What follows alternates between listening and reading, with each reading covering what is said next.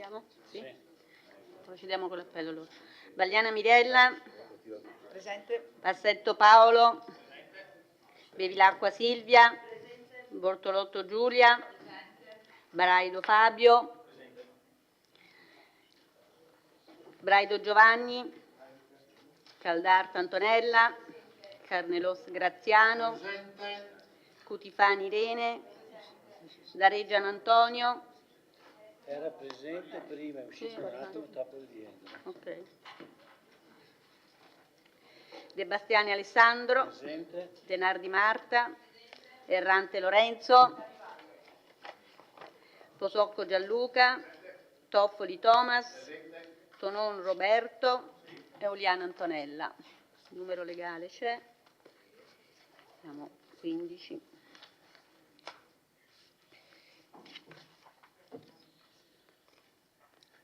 Scrutatori: Posocco Gianluca, Bortolotto Giulia, Bassetto Paolo. Grazie.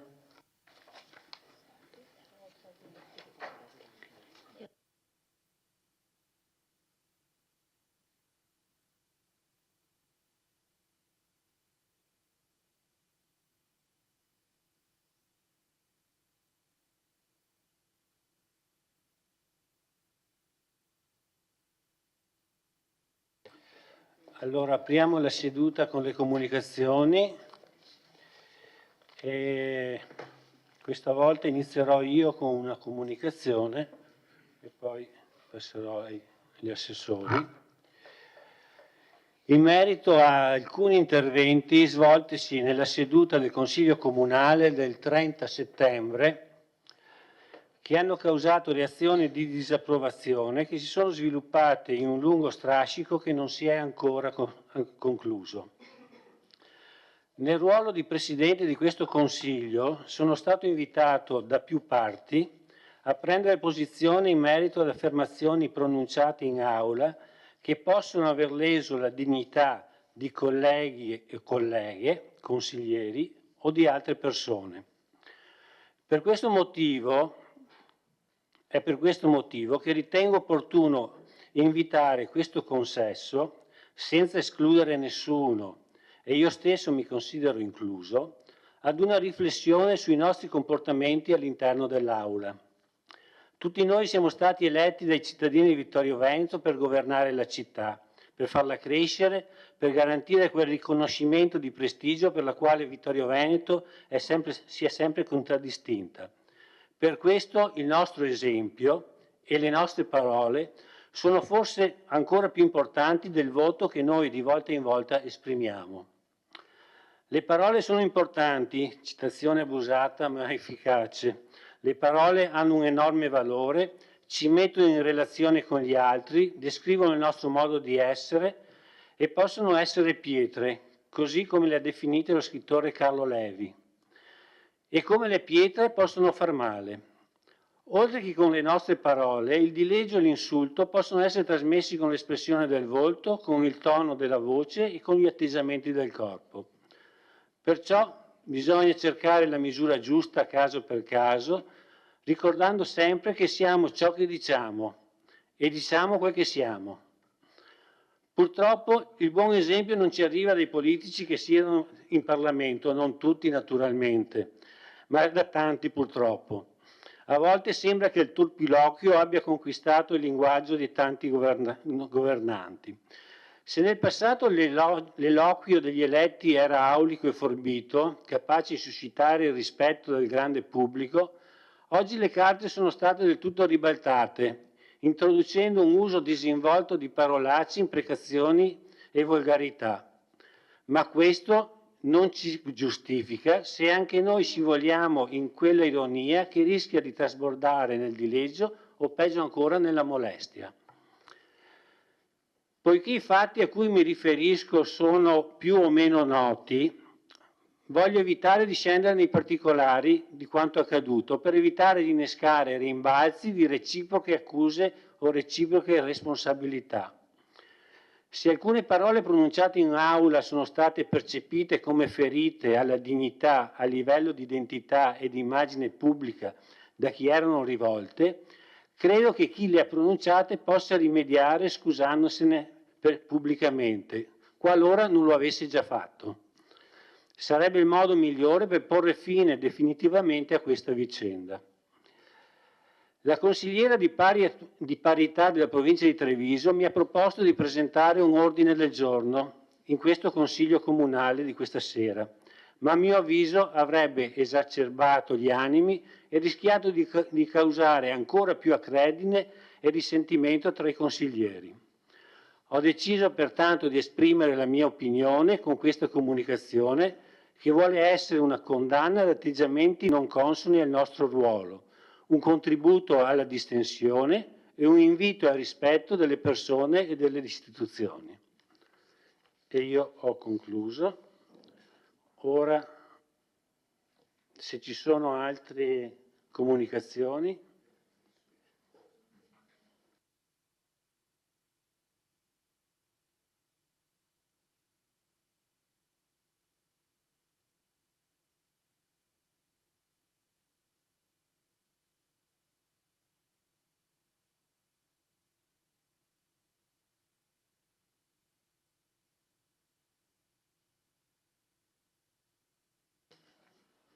Prego, Assessore Padoan. Sì, buonasera, grazie Presidente, buonasera a tutti, buonasera a tutte. Solo due comunicazioni relative a disposizioni che sono previste in città. Una comunicazione riguardo all'esposizione Pinocchi in galleria, al momento in galleria civica. La durata dell'allestimento della mostra presso Galleria Civica Pinocchi in galleria, grazie alla collaborazione con la sezione vittorese della Lega Italiana Lotta Tumori e della Fondazione Stepan Javrel di Sarmede, è stata estesa sino all'8 gennaio, quindi c'è la possibilità anche durante il mese di dicembre, durante le festività natalizie, di accedere alla Galleria Civica per visitare l'allestimento. Inoltre il 16 novembre si inaugura a Palazzo Todesco l'esposizione Montagne di Luce, lo sfruttamento energetico dell'acqua tra Venezia e Montipalli di 1889-1963. Si tratta di una mostra dedicata alla storia della produzione di energia idroelettrica nel sistema Piave Cellina Livenza dall'Unità d'Italia ad oggi. È una esposizione che prevede, tra le altre cose, un modello originale in scala 1,85 della diga del Vaillant, oltre a plastici, monitor con filmati originali sulle costruzioni delle dighe negli anni 50-70, 30 pannelli arricchiti da foto, mappe grafici che raccontano le tappe fondamentali della storia del sistema Piave Cellina Livenza.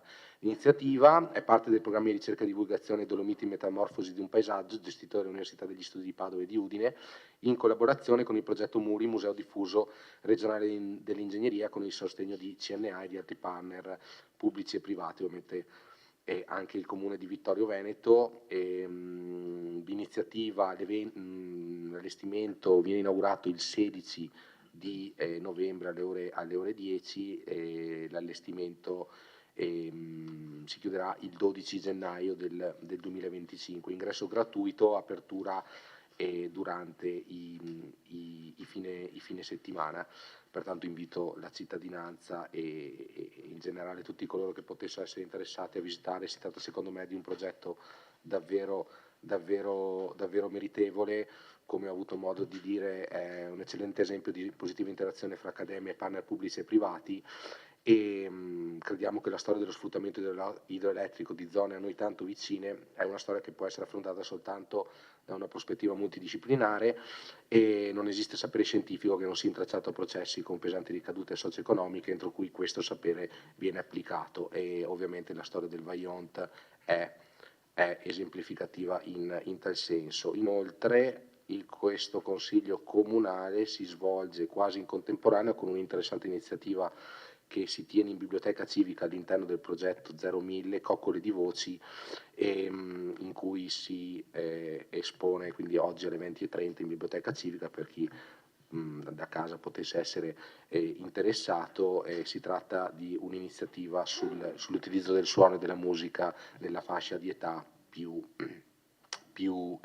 giovane. Grazie mille.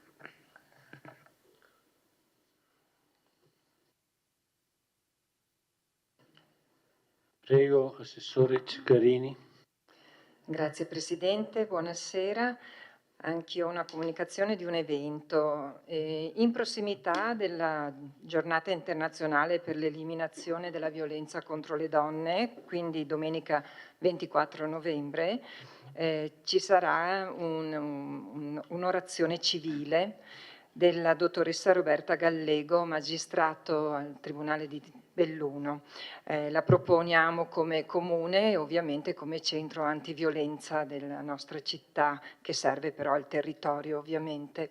Quindi il titolo di questa orazione è Il caso di Annalisa Baldovin, anatomia di un femminicidio, la fatica di ricordare.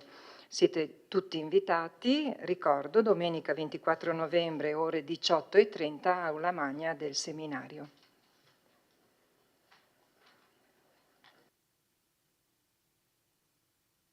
Grazie, ed ora una comunicazione dell'assessore De Nardi. Grazie, buonasera a tutti. Approfitto per ricordare che è stato pubblicato in questi giorni l'avviso pubblico relativo alle sponsorizzazioni da parte dei privati che vorranno sostenere il cartellone delle iniziative del Natale. Sono previsti diversi livelli di contributo e corrispondentemente diversi livelli di visibilità. Il bando completo si può trovare sul sito del Comune. Ricordo solo che il termine per la presentazione delle proposte di sponsorizzazione è il 21 di novembre. Grazie.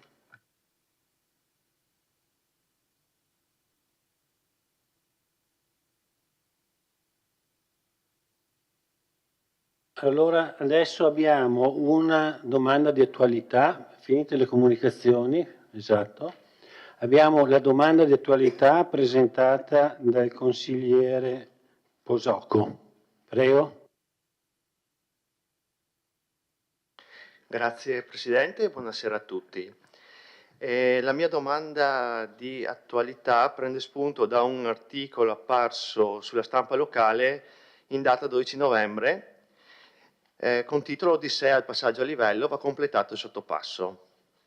E allora approfitto per fare delle domande all'amministrazione, partendo da un breve cappello. Nel 2019, quando l'amministrazione Miato si è insediata, si è trovata ad affrontare il problema della chiusura del passaggio a livello di via Martelli.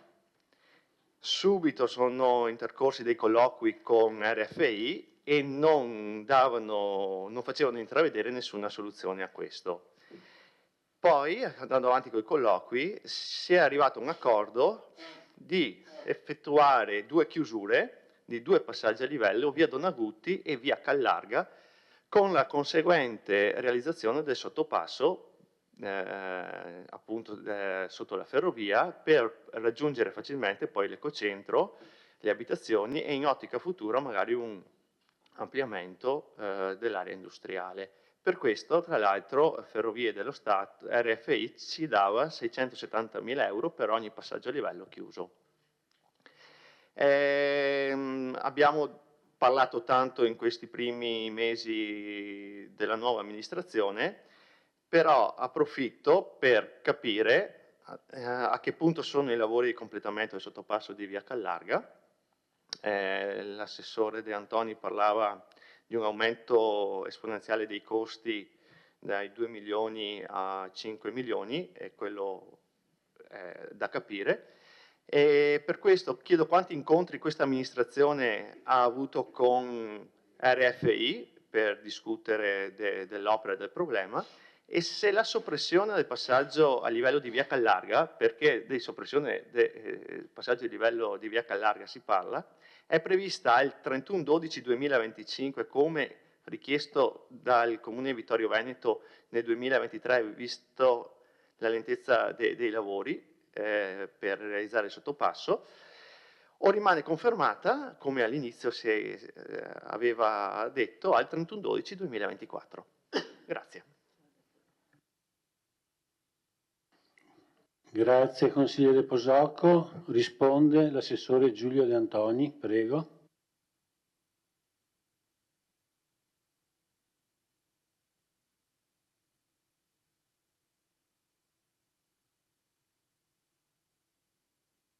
Ok, bene, buonasera, grazie Presidente. Ho recuperato un po' di carte velocemente perché appunto la richiesta è arrivata stamattina, ma c'è un problema che conosco abbastanza bene. E anch'io vorrei ritornare al 2020 e alla convenzione che è stata sottoscritta tra il Comune di Vittorio Veneto e Rete Ferroviaria Italiana, nella quale il Comune si impegnava a chiudere 3 passaggi a livello, cioè oltre ai 2 che ha citato anche il consigliere Posocco, c'era anche un impegno di trovare le modalità e i finanziamenti per chiudere anche con un passo carraio il passaggio a livello di via Martel, tant'è che nella convenzione, quella sottoscritta dal dirigente con la Rete Ferroviaria Italiana, si parlava appunto, no, che tra le altre cose la soppressione del passaggio a livello di via Martel, che potrà essere attuata con la realizzazione di un'opera carrabile di attraversamento della sede ferroviaria, rispetto alla quale però ad oggi non si dispone dei necessari finanziamenti, che andranno programmati nel medio-lungo termine. A tale scopo, si diceva, il Comune di Vittorio Veneto si impegna ad interessare i vari soggetti portatori di interesse per attivare le sinergie istituzionali del caso, che consentiranno di garantire la copertura del quadro economico dell'intervento. Ho fatto questa precisazione perché i passaggi di livello da chiudere alla fine sono 3, 2 diciamo in qualche modo erano finanziati, uno è quello di via Martel, è da finanziare, ma purtroppo è da finanziare anche il secondo. Il progetto di fattibilità tecnico-economica del sottopasso, che era stato redatto da uno studio di ingegneria di Mogliano, è stato approvato dalla giunta Miatta, insomma, di cui faceva parte anche come vice sindaco anche il consigliere Posocco, è stato approvato ancora il 12 dicembre 2019. 12 dicembre 2019, per l'importo di 2 milioni di euro. Tale progetto è stato poi inserito nel piano annuale e triennale delle opere pubbliche 2020-2022 e nei piani degli anni seguenti è stato ancora inserito in tutti gli anni ed è stato finanziato contando anche su un contributo di Rete Ferroviaria Italiana di 670.000 euro. Ad ogni approvazione dei piani di opere pubbliche, più volte sono intervenuto in consiglio, tant'è che quando intervenivo tutti sorridevano, sono intervenuto per chiedere a che punto fosse arrivato questo progetto, no? Ricevendo sempre risposte rassicuranti, in particolare c'era l'assessore Fasan là sull'angolo, che non preoccuparti che tanto l'opera la faremo.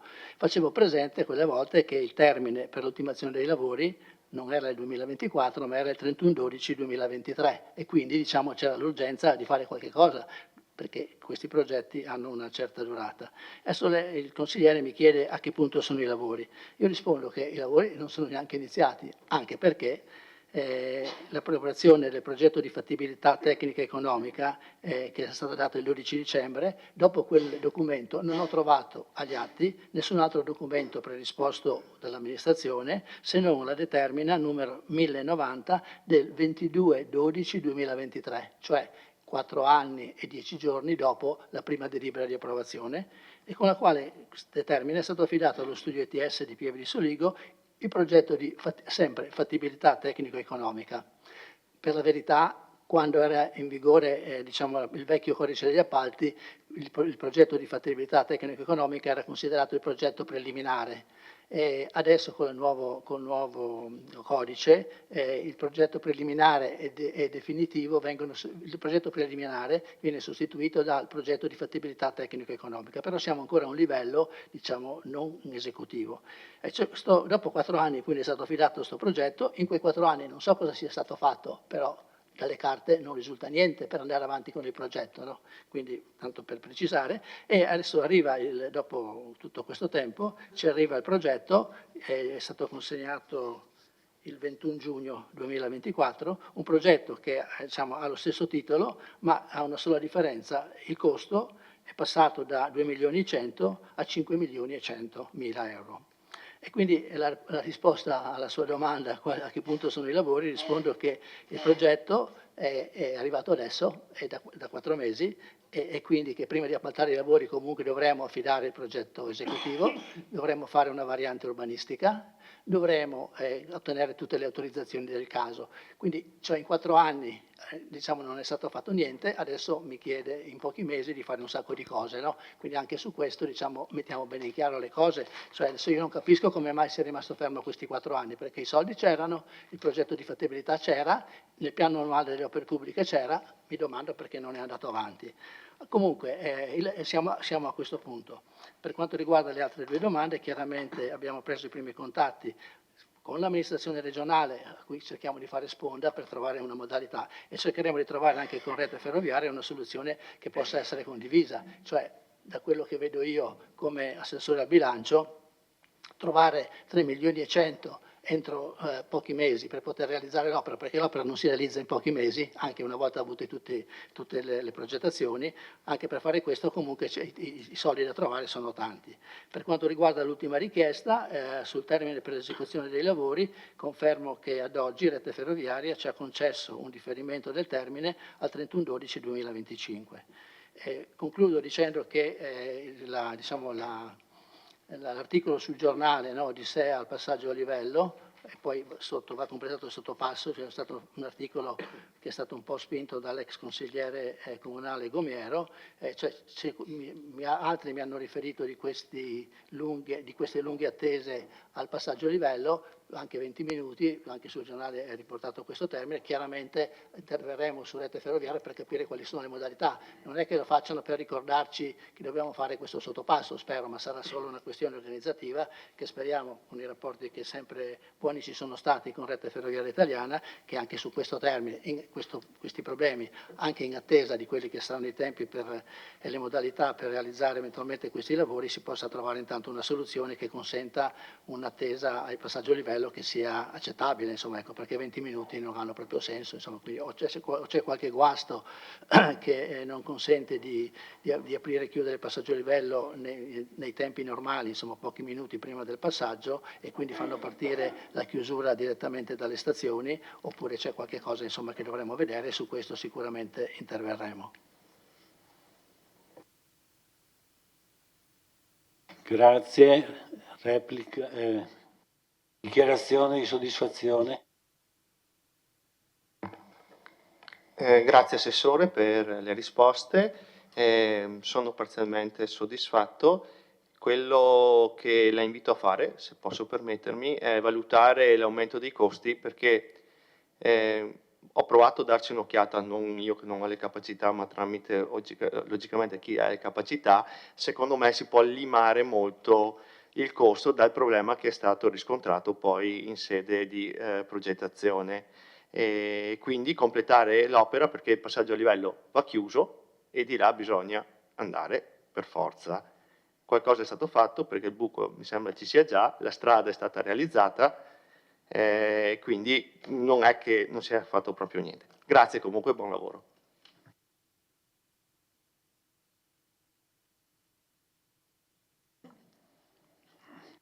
Grazie. Allora, adesso passiamo al primo punto dell'ordine del giorno. Oggetto Società Partecipata Vittorio Veneto Servizi SRL, esercizio del controllo analogo.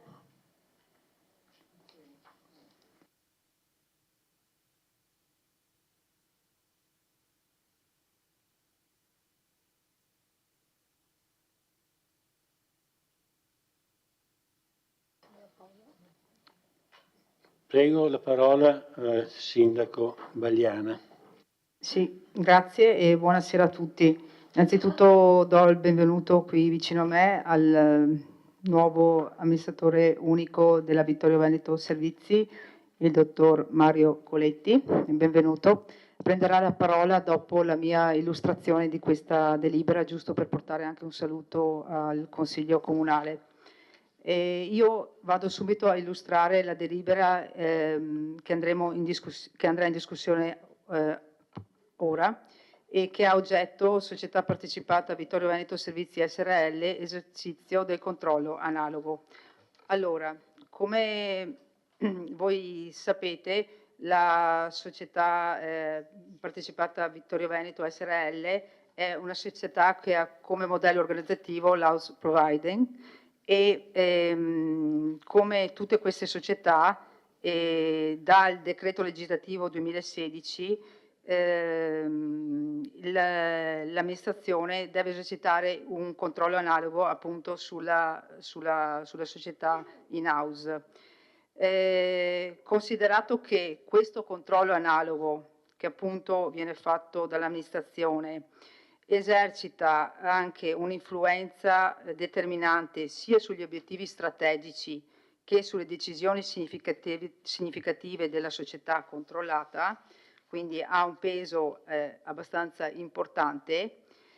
E vorrei richiamare, questo è quanto scritto nella delibera, una delibera di giunta approvata nel 2014 con la quale è stata approvata la metodologia dei controlli interni e in particolare la parte relativa ai controlli afferenti alle società partecipate non quotate.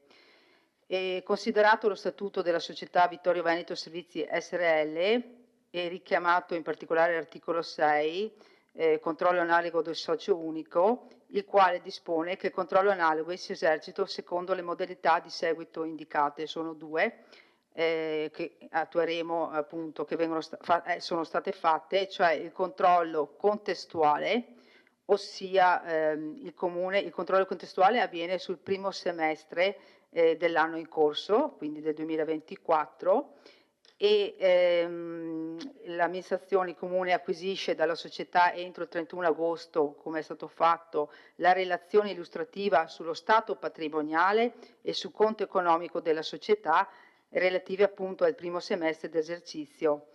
E poi si attua la verifica dello stato di attuazione degli obiettivi annui, ok? E altre indicazioni. E poi invece c'è un controllo ex post, cioè sul bilancio d'esercizio concluso, quindi in questo caso prende atto del bilancio esercizio 2023 e stabilisce la destinazione appunto degli eventuali utili risultanti nel rispetto delle destinazioni obbligatorie per legge. E proseguiamo dicendo che sono state acquisite appunto la relazione illustrativa dello stato patrimoniale e del conto economico della società relativa al primo semestre esercizio 24 e è stata acquisita anche la relazione sullo stato di attuazione degli obiettivi relativi all'anno in corso e dalla quale si evince che la società sta operando nell'ottica del perseguimento degli obiettivi fissati dal Comune. E accertato che la predetta società ha approvato il 15 aprile 2024 il bilancio in relazione della gestione dell'esercizio sociale chiuso al 31/12/2023 e come predisposti dall'amministratore unico uscente, è stato trasmesso questo bilancio al Comune, preso atto che il risultato d'esercizio evidenzia un utile di euro 135.952, appreso che dai controlli effettuati rispetto al controllo analogo sono emerse alcune criticità legate alle seguenti aree di controllo: trasparenza e anticorruzione, acquisizioni di beni, tanto da indicare nel referto alcune prescrizioni che la società dovrà osservare.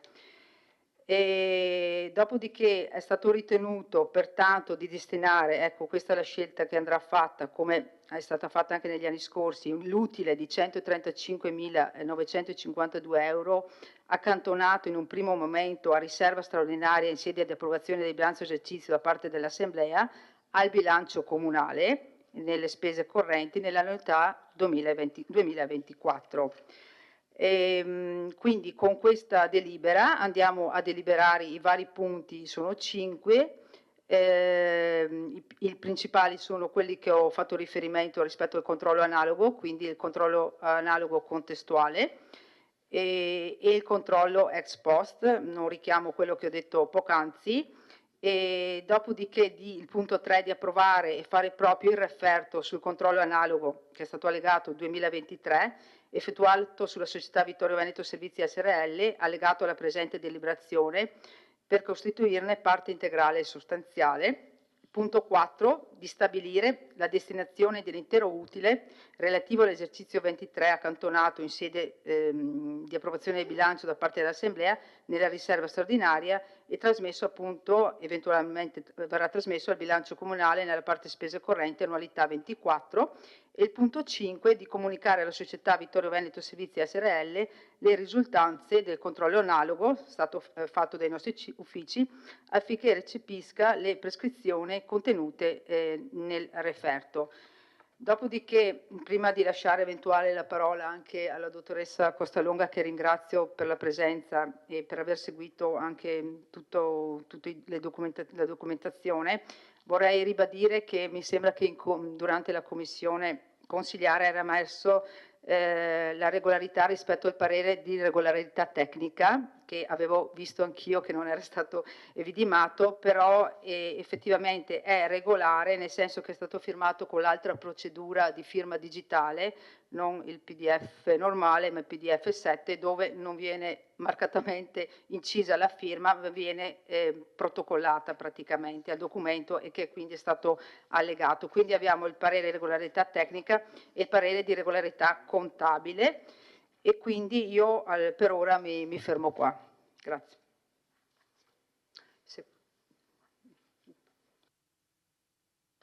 Grazie.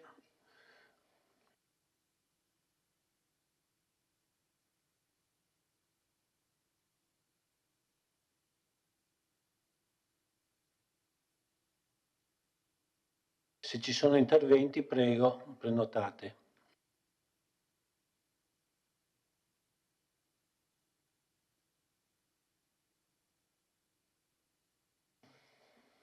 Consigliere Caldardo.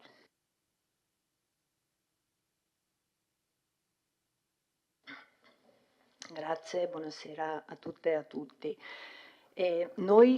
Io sono stata in commissione, quindi ho alcune informazioni che forse sarebbe stato meglio che la dottoressa Costalunga desse anche agli altri, però insomma io, come volete, se no io vi faccio delle osservazioni che però sono conseguenza di quanto ho sentito in commissione. Sì, come forse è meglio per tutti.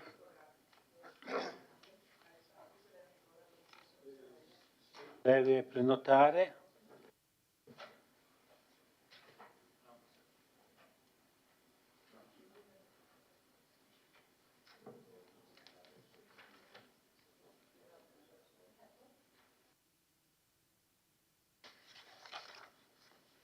Prego.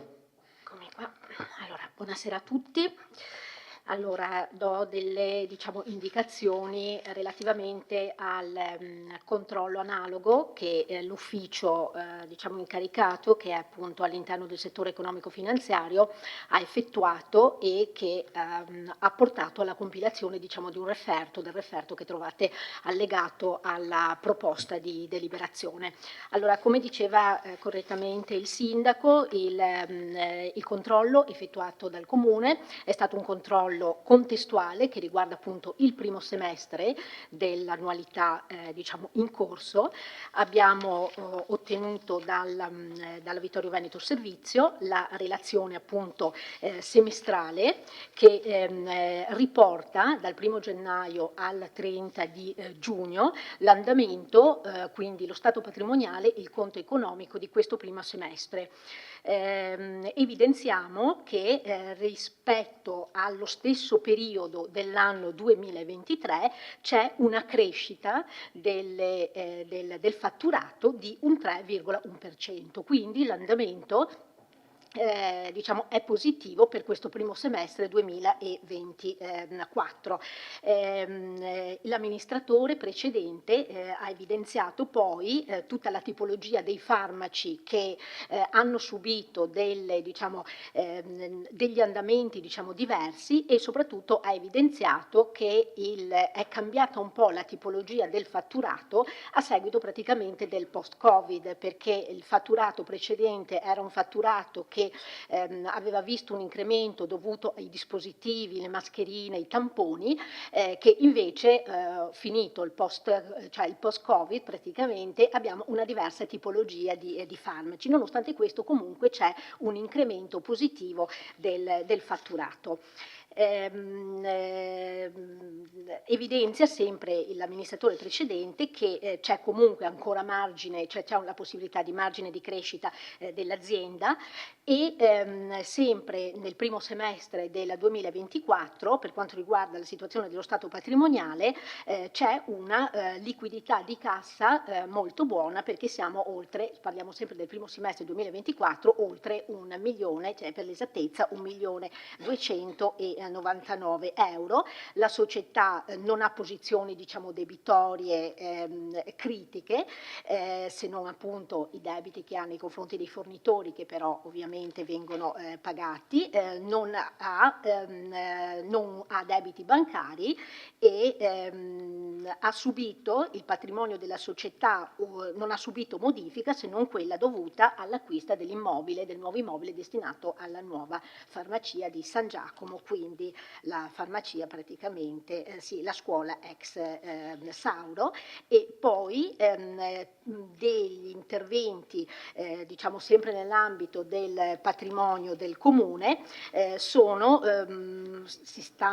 stati effettuati per incrementare la sicurezza e ci saranno installati nelle farmacie di San Giacomo e Alpago un impianto di videosorveglianza e aggiornamento dell'impianto di allarme. Questo per quanto riguarda quindi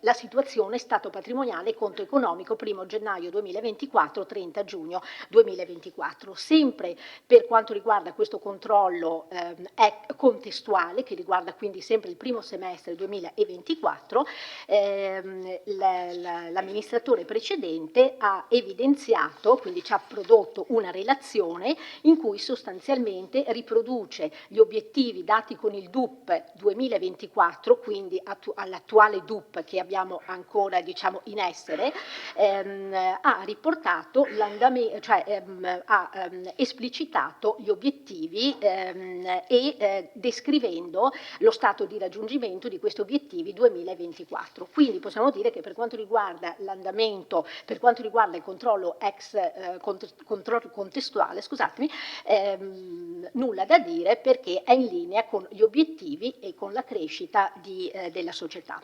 Per quanto riguarda il controllo ex post, è un controllo invece che viene fatto sull'esercizio concluso il 31 dicembre 2023, quindi riguarda il bilancio, quindi l'esercizio che si è concluso.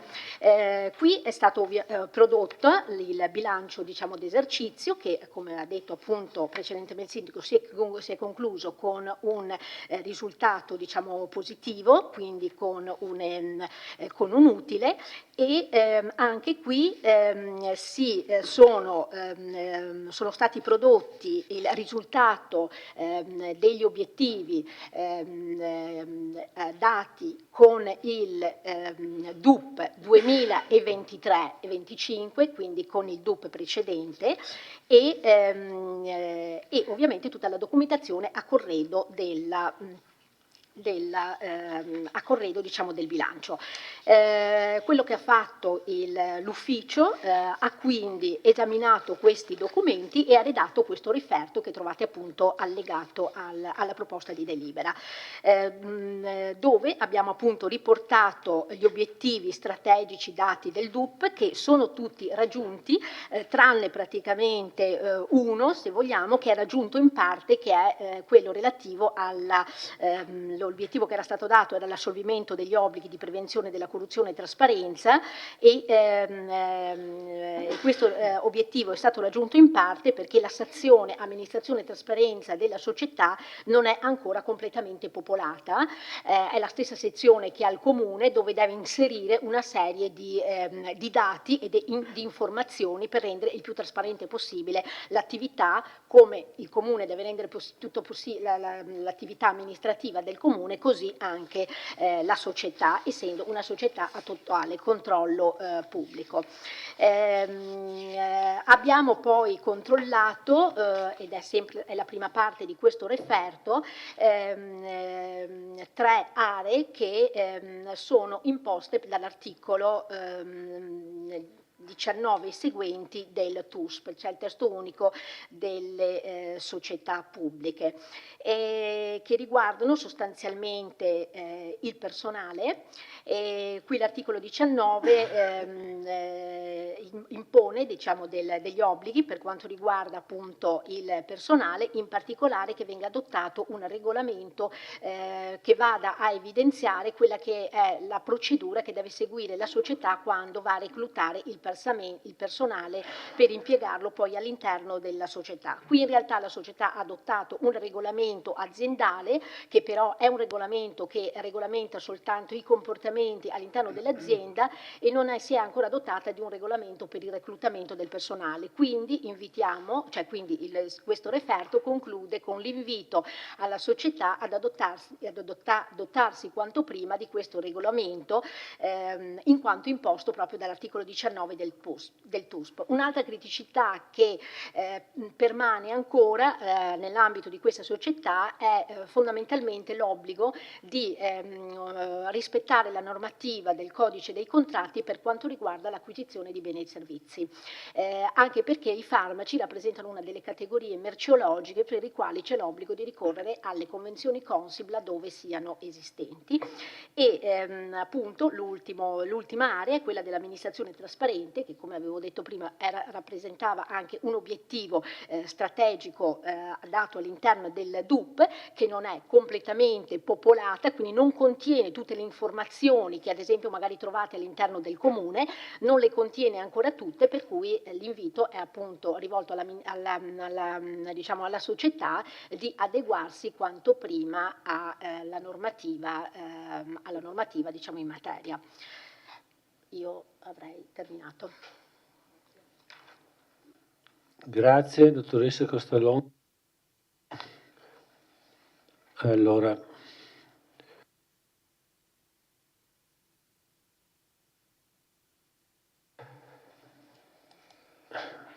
Antonella Caldart, consigliere, prego.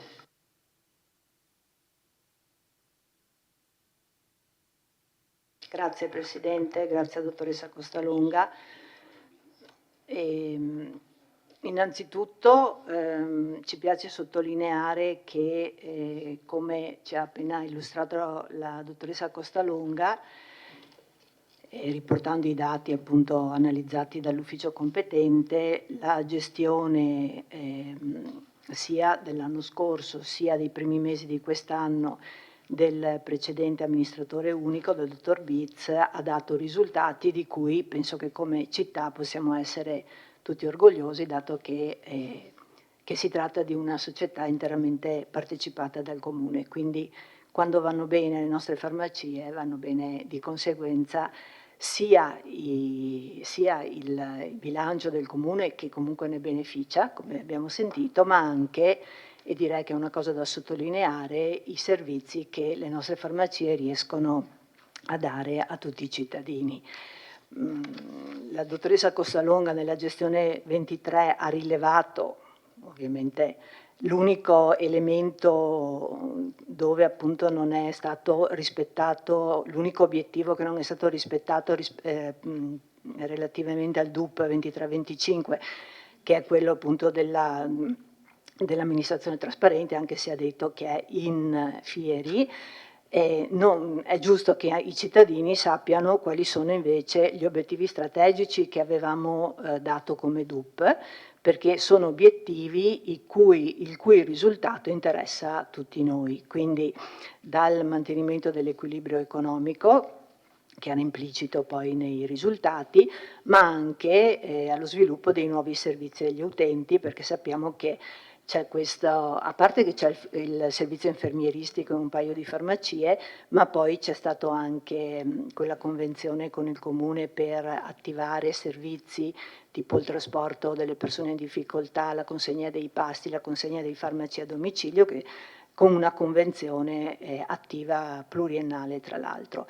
Poi il servizio di autoanalisi che è stato attivato nella farmacia del centro e così via, altri insomma, elementi che senza dubbio fanno delle nostre farmacie un fiore all'occhiello per tutti noi. Per quanto riguarda, quindi grazie al dottor Bitz, buon lavoro al dottor Coletti che speriamo, anzi sono certa, manterrà la qualità e speriamo anche che riesca a dare ulteriori servizi. Per quanto riguarda, volevo fare solo 2 osservazioni sui 2 punti che tecnicamente, ovviamente, la dottoressa Costalunga ha rilevato le 2 criticità, quella sul reclutamento del personale innanzitutto. Allora, io dopo che ci eravamo confrontati in commissione sono andata tra l'altro sul sito della farmacia e ho visto che effettivamente il regolamento interno per il personale esiste, quindi è pubblicato.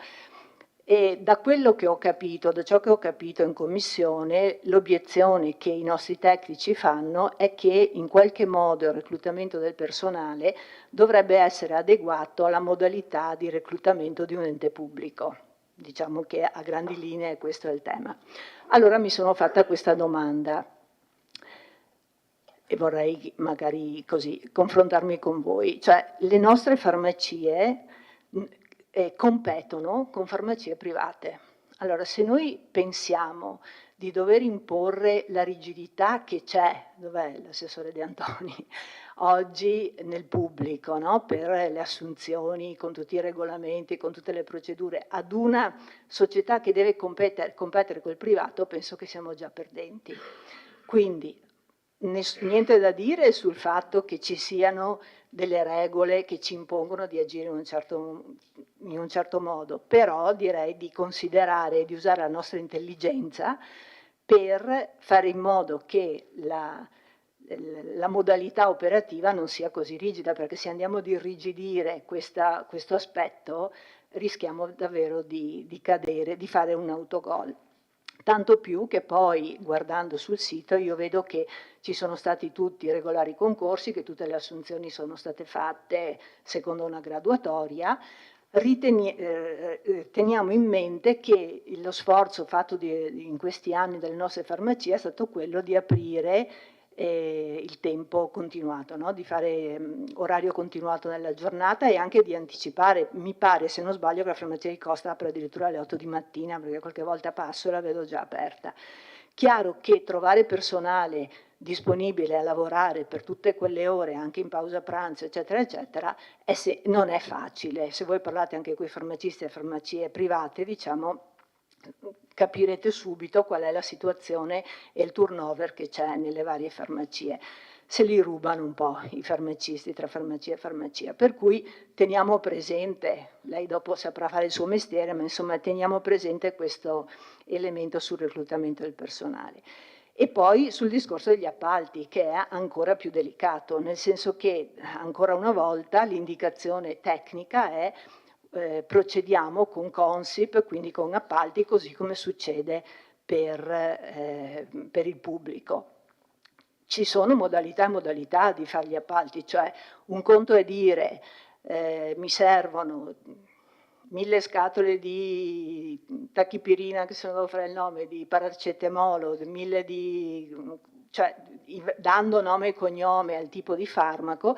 Diverso è fare degli appalti più generali, dove tu certamente avrai un interlocutore che vincerà la gara, ma con il quale tu puoi dialogare in modo molto più dinamico ed elastico in base alle necessità.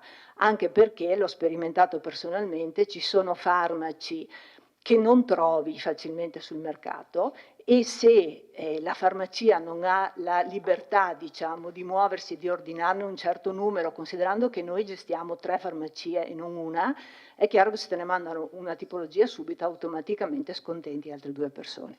Per cui non chiedo oggi al dottor Coletti come intende affrontare questi temi, ce lo dirà la prossima volta, però la sollecito, se posso permettermi, a tenerne conto perché sono senza dubbio dei temi di attualità. Ecco, grazie. Grazie consigliere Caldart. Do la parola al consigliere Carnellos, prego. Grazie, buonasera colleghi e colleghi, buonasera a chi ci segue da casa.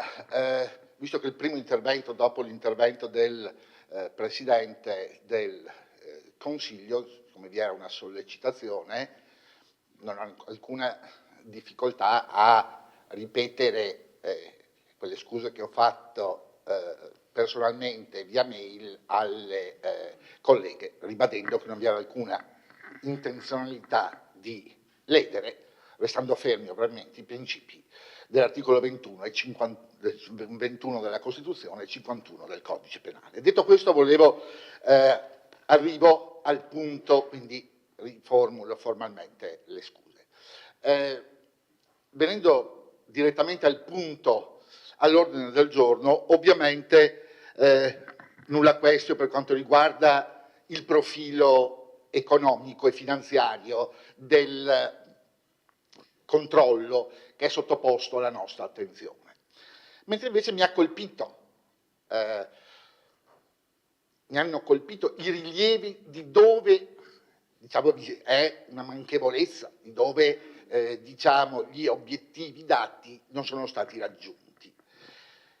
La cosa mi colpisce perché di solito so quanto eleganti e paludati siano le osservazioni dell'amministrazione, ma è evidente che se c'è stata la necessità di sottolineare questi aspetti, significa che qualche criticità nell'ambito di quei limitati settori, ovviamente, sono stati rinvenuti. È vero, le farmacie sono soggette ad una normativa giustamente privatistica, ma siccome è partecipata interamente dal Comune e nella mia storia ho sempre pensato che le pubbliche amministrazioni e le società controllate dalla pubblica amministrazione debbano essere delle case di vetro. Il discorso della trasparenza non è un discorso vuoto. Questo perché mentre nelle aziende esclusivamente privatistiche è ovvio che c'è la massima e assoluta discrezionalità, proprio perché non si deve rispondere ad alcuno. Per le società pubbliche è un qualcosa di diverso, perché quando mi si dice che c'è un rilievo dal punto di vista, non so, delle assunzioni, è evidente che se non ci sono regole stabilite prima, ovvio, non concorso con le metodologie e l'iter procedurali che ci sono per gli enti pubblici, ci mancherebbe altro, ma la garanzia dell'equità, della trasparenza, del trattamento uguale per tutti nel campo delle assunzioni è importante, così come quello delle acquisizioni, degli acquisti, perché è indubbio per le amministrazioni pubbliche vi è una rigida metodologia lunga che purtroppo talvolta, come si può dire, frustra le esigenze degli amministratori, ma ha la funzione appunto di garantire i principi costituzionali delle pari opportunità. In qualche modo anche nelle società controllate direttamente dagli enti pubblici c'è questa necessità. È un concetto di giustizia. Io credo che noi tutti dietro queste sedie pensiamo all'interesse collettivo prima che l'interesse di Tizio, di Caio o di Sempronio. E allora, come la collega Caldart ha invitato appunto il nuovo Presidente, anch'io chiedo che effettivamente al prossimo controllo analogo del prossimo anno tutte le palline abbiano le crocette positive, anche dove sono state evidenziate questa volta le doglianze ben illustrate dalla dottoressa Costalunga. Grazie. Grazie consigliere Carnelos.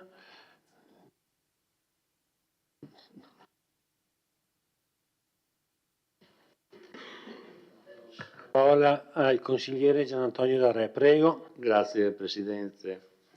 Innanzitutto un saluto e un benvenuto al dottor Coletti con gli auspici di buon lavoro. Naturalmente un ringraziamento anche a Roberto Biz che ci ha condotto in questi 2 mandati, tra l'altro una figura che è stata nominata da un'altra amministrazione, poi è subentrata l'amministrazione Miatto ed ha proseguito, quindi vuol dire che su quanto riguarda le farmacie comunali, per quanto riguarda questo settore, c'è la volontà e la capacità da parte di tutto il Consiglio e di tutti i consiglieri di avere degli amministratori che facciano il bene della città, perché è un servizio importantissimo. Abbiamo visto che c'è anche un servizio alla persona che è stato portato avanti e credo che questa sia una delle cose, al di là del servizio molto importante.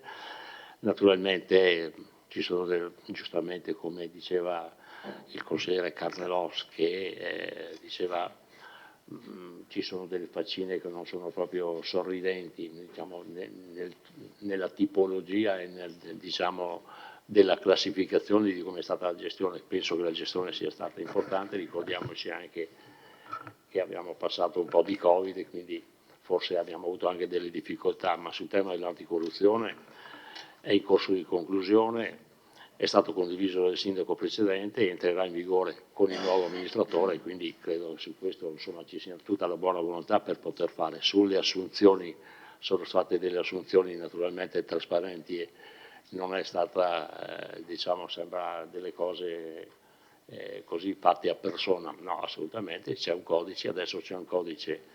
Naturalmente bisogna entrare nel codice pubblico e faremo anche questo, ma mi pare che i risultati siano importanti. La cosa che invece io chiedo al nuovo amministratore, c'è una progettualità in essere, credo che ci sia la volontà di una continuità progettuale. Ricordiamoci che c'è la scuola Sauro, che è stato oggetto di grandi battaglie in questo Consiglio Comunale perché si voleva ristrutturare, invece qualcuno ha voluto, e io facevo parte di quel gruppo, ha voluto portare la scuola Sauro un po' più con la grande battaglia del monastero. In realtà poi abbiamo visto che c'è una scuola molto bella, molto importante, frequentatissima anche perché è vicino alla scuola, vicino alla zona industriale. Quindi quello che noi chiediamo, che la scuola Sauro continui quel progetto, perché è un progetto ambizioso, è un progetto sicuramente molto importante anche dal punto di vista economico, ma credo che dia valore a quell'immobile straordinario, ma dia valore anche al quartiere di San Giacomo, dando la possibilità di non avere solo la farmacia, ma di avere anche dei servizi collaterali che sono molto importanti per il nostro territorio. Quindi con un augurio di buon lavoro e di benvenuto nella nostra comunità, in questa società, un grazie a lei e un grazie al dottor Biz che lo ha preceduto. Grazie consigliere Darè. Io non vedo altre prenotazioni.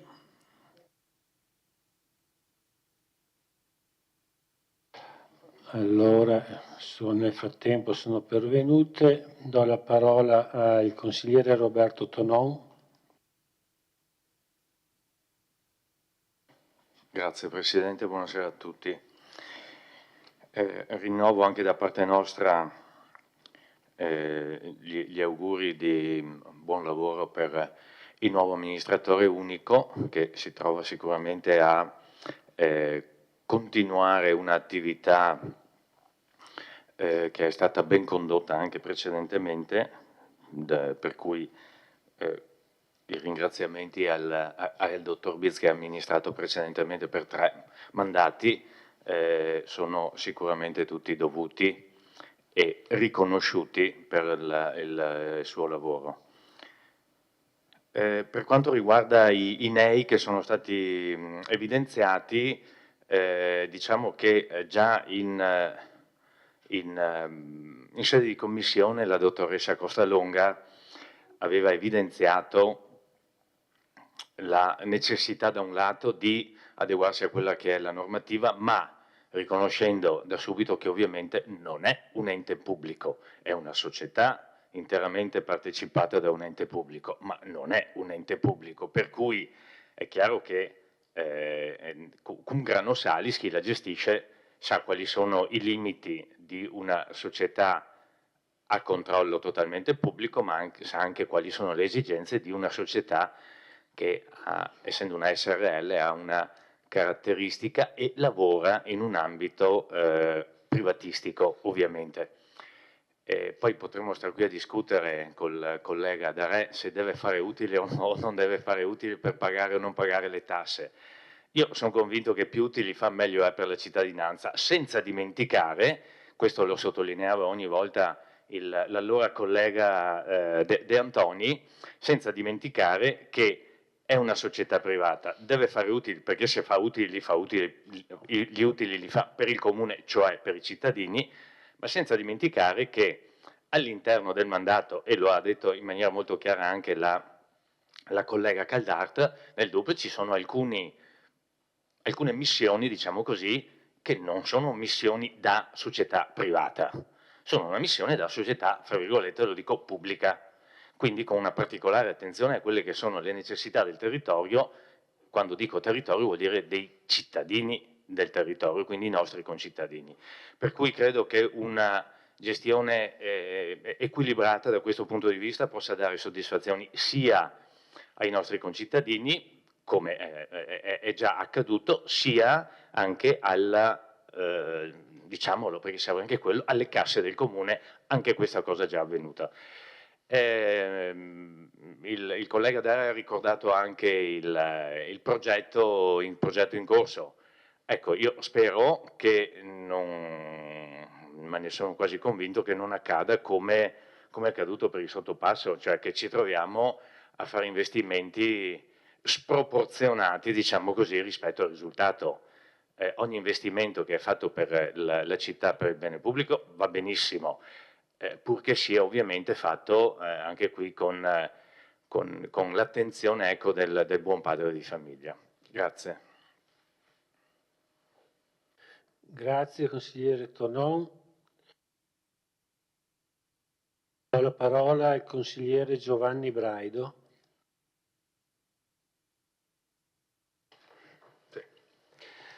Allora,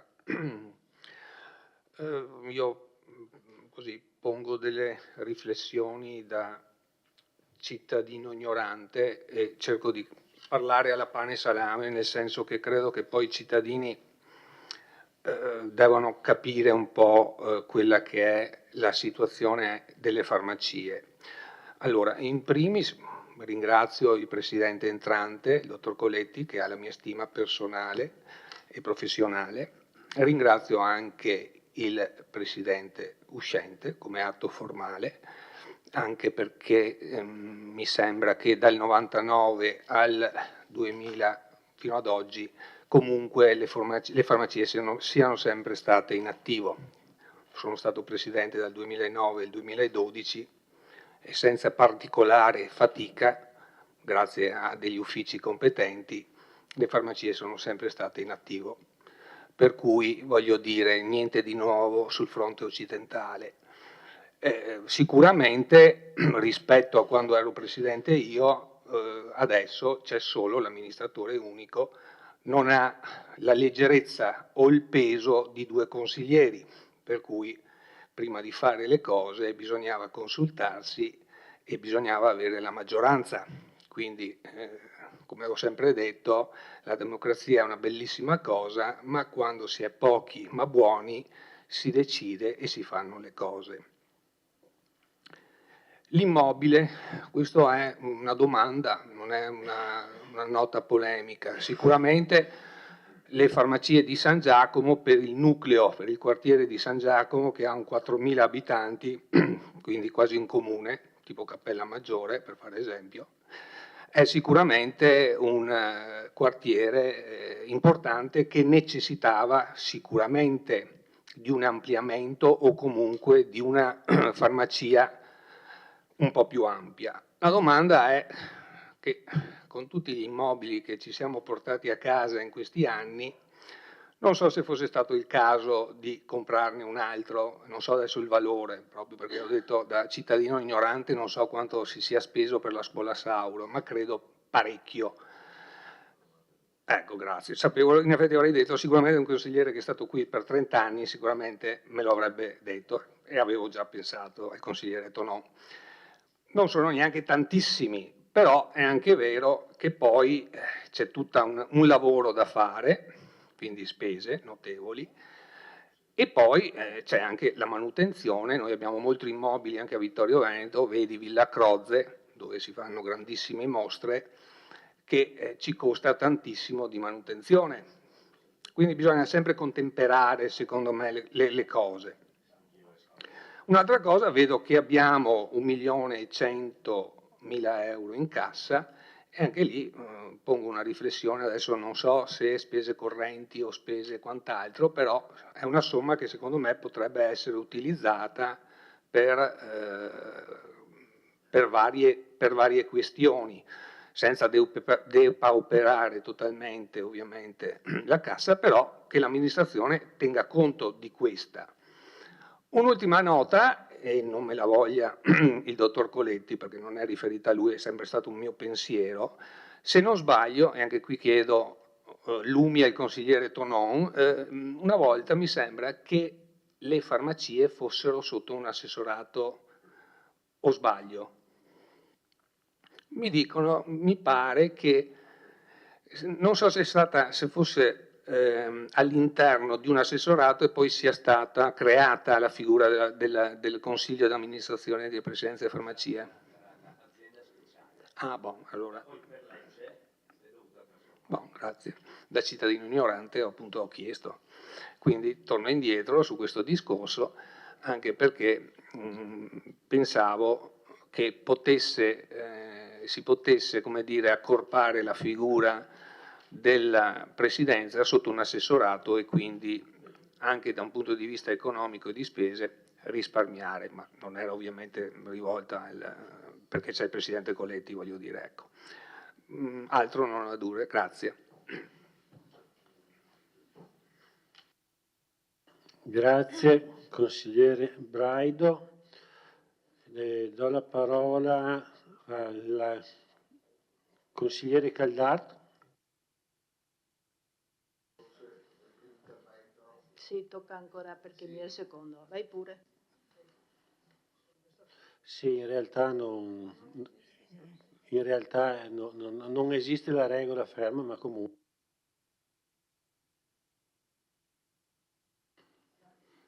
Prego, consigliere Toffoli. Buonasera a tutti, sindaco, assessori e consiglieri. Vi ho l'augurio sincero al appunto, nuovo incarico, il dottor Coletti, per questo grande impegno appunto per la gestione delle farmacie di Vittorio Veneto, che oggi sono molto efficienti e probabilmente appunto spero con il nuovo progetto della ex Sauro che venga adibito appunto a un polo anche ambulatoriale per non sovraccaricare e alleggerire il peso un po' anche all'ospedale, perché vedo che molte farmacie si sono ampliate con diciamo, la prova della glicemia, gli ECG e anche le analisi, quindi appunto spero venga creato questo per aiutare soprattutto i cittadini. A nome di Fratelli d'Italia, auguri e buon lavoro.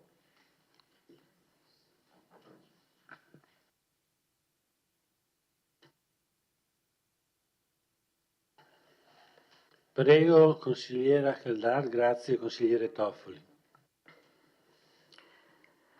Giustamente lei, Presidente, ci ha richiamati al rispetto delle persone, sia nei gesti che nelle parole. Quindi io mi sento di di rappresentare un malessere che probabilmente molti cittadini hanno sentito questa sera ascoltando alcuni interventi. Innanzitutto, quando i cittadini vengono definiti da pane e salame cittadini ignoranti, io non credo che ci siano cittadini ignoranti né da pane e salame. Un cittadino è un cittadino, una cittadina è una cittadina, quindi riterrei che quando si parla di coloro che noi rappresentiamo avessimo rispetto nei loro confronti.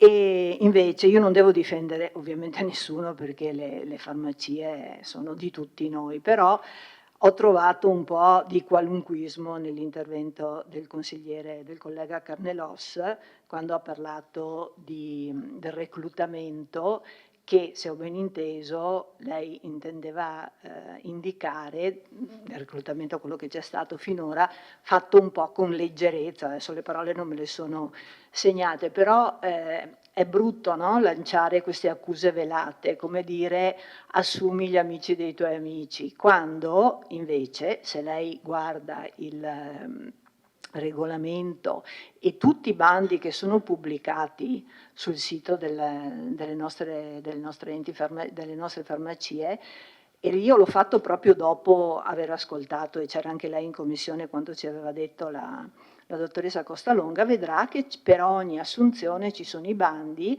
ci sono le procedure, ci sono le graduatorie. Quindi mi permetto di far presente che un'accusa così, seppur velata, come se le assunzioni fossero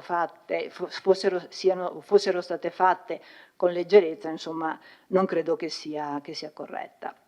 Detto ciò, anch'io spero che venga portato avanti il progetto della farmacia di San Giacomo.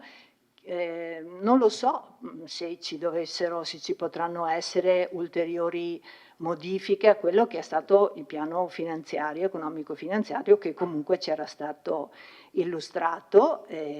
Personalmente ritengo un investimento, non un costo, ma un investimento sia sul patrimonio della farmacia, quindi su tutti noi, ma anche sul futuro e sul presente e sul futuro di San Giacomo, perché sappiamo che San Giacomo è un quartiere, come ci è stato detto, densamente popolato, dove l'attuale farmacia in effetti è piccola, è inadeguata alla popolazione esistente. Sappiamo che in quello stabile, nello stabile nuovo, oltre alla farmacia è previsto il trasferimento sia degli uffici ovviamente amministrativi della farmacia stessa, ma anche di 2 medici di base che attualmente sono in situazioni alquanto, come posso dire, non proprio adeguate a dare risposta all'utenza che hanno. E siccome è nell'interesse di tutti mantenere anche i nostri medici di base sul territorio, poter dare ai medici di base una sistemazione adeguata certamente è di supporto, è un incitamento, è un invito ulteriore ai medici stessi a rimanere, altrimenti abbiamo sperimentato tutti con che facilità si muovono. Quindi personalmente inviterei insomma a riflettere seriamente sul futuro, sul possibile sviluppo della farmacia di San Giacomo. Ultima domanda al volo: quale sarà, se lei ce l'ha già, un'idea sul futuro, sull'organizzazione del futuro del CDA, cioè se prevede di allargare, di formare un CDA, o se, come è stato negli ultimi anni, pensa, o se ha già pensato, o se ci penserà, ad un amministratore unico. Ovviamente questo poi dovrà essere fatto anche d'accordo con chi è il suo referente primo, cioè il Comune. Grazie.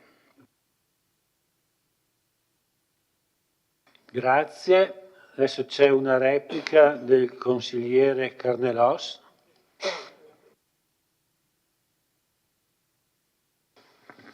Sì, volevo rassicurare la collega Caldart sul fatto che mi sono limitato a estrapolare ed esporre quanto risulta dalla documentazione in atti, e se l'obiettivo non è stato raggiunto e riguarda appunto proprio gli aspetti, la trasparenza, assunzione, reclutamento, Io auspico che, e l'ho detto prima, anche su questi punti la prossima volta vi sia appunto la crocetta obiettivo raggiunto, che credo sia quello che vogliono tutti i consiglieri comunali.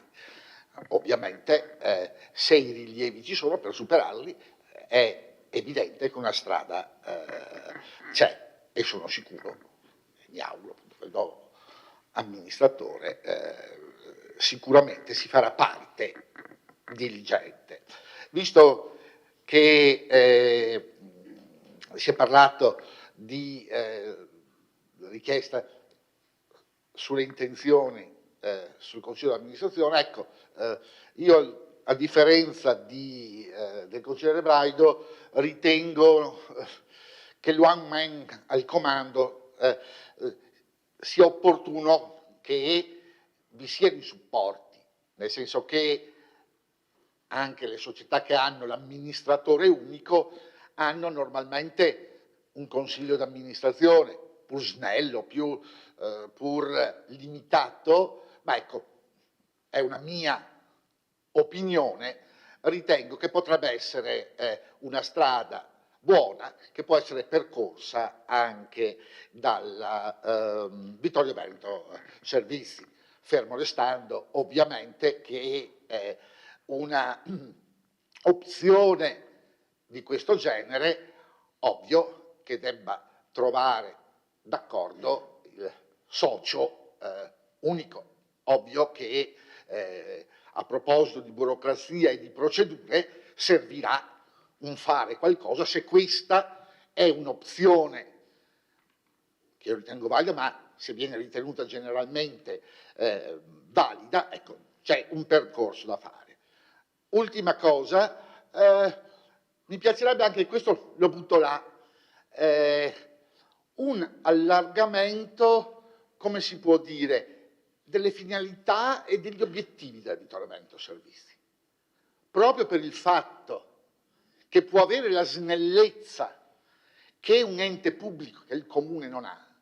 Si potrebbe ipotizzare, pensare, insieme ovviamente, se vi sono altre cose che Vittorio Veneto Servizi può fare. Fra l'altro il nome è talmente ampio, Vittorio Veneto Servizi, che si può ipotizzare insieme, pensiamolo assieme se è possibile. E anche sotto questo aspetto penserei a un polmone finanziario, non solo negli utili di riversa al Comune, ma pensare di poter fare cose che il Comune non può fare, mentre invece la Vittorio Veneto Servizi potrebbe farlo. Mi riferisco, come si può dire, a esperienze di finanza, dove è possibile investire e ovviamente avere gli utili e dividendi.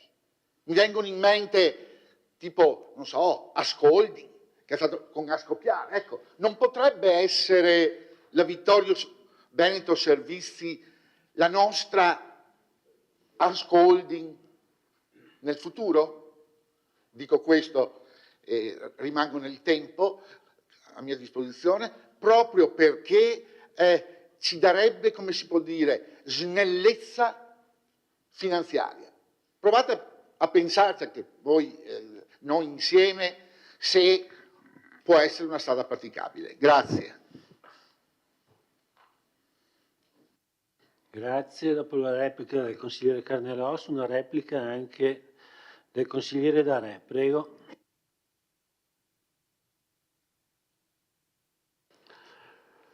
Sì, è chiaro che un intervento nella scuola Sauro ha dei costi e ha dei costi che magari possono essere anche molto importanti, su questo ne siamo certi, però voglio ricordare che quella è una scuola storica, ha nella facciata ancora stampate le fucilate del conflitto mondiale, quindi credo che quella scuola non sia solo un valore così formale, ma sia un valore anche affettivo da parte della nostra comunità.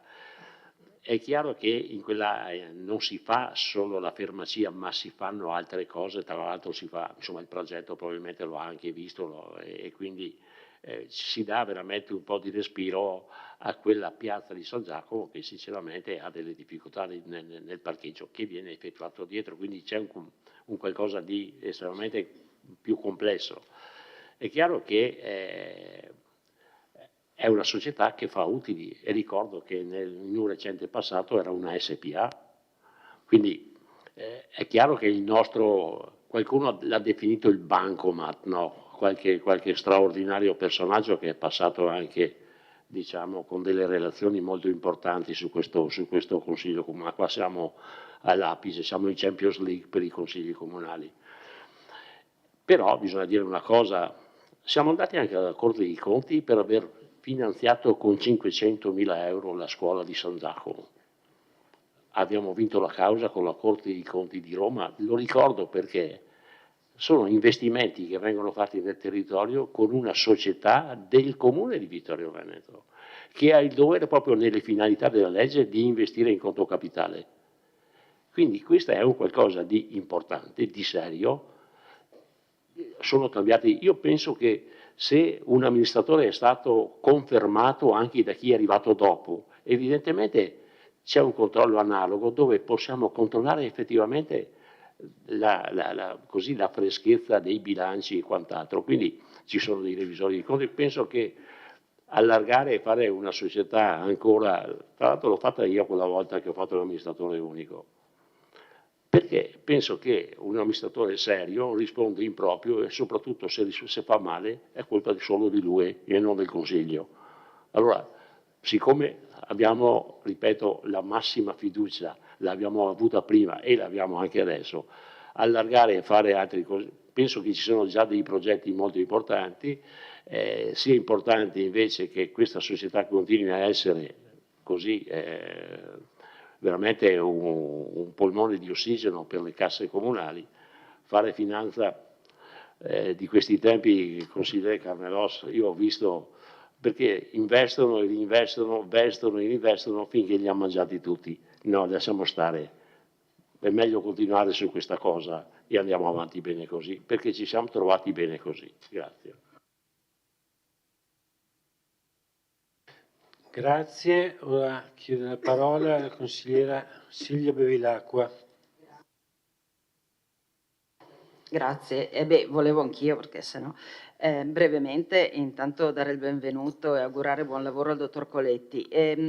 Parlo proprio da cittadina, grande utente delle farmacie, nel senso che la farmacia fa tante cose, secondo me quello dove c'è ancora spazio per lavorare sono ovviamente i servizi, ma anche far sapere quello che la farmacia fa, perché a volte i cittadini non lo sanno. Ci sono dei servizi belli che funzionano, ma la comunicazione, e secondo me su questo si può giocare anche quel delta che valorizza le nostre farmacie rispetto anche a una concorrenza col privato. Ecco, solo questo.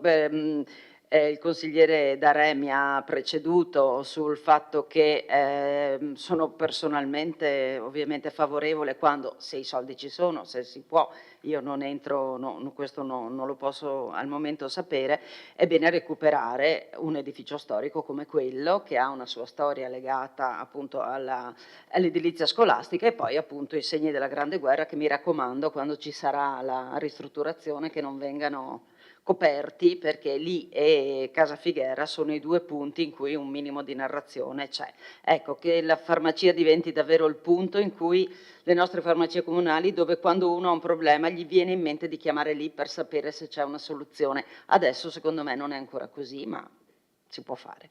Buon lavoro, grazie.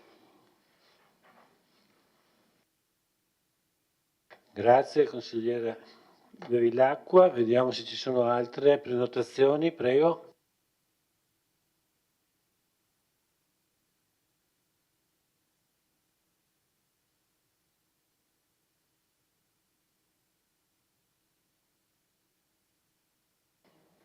Ha chiesto la parola il sindaco.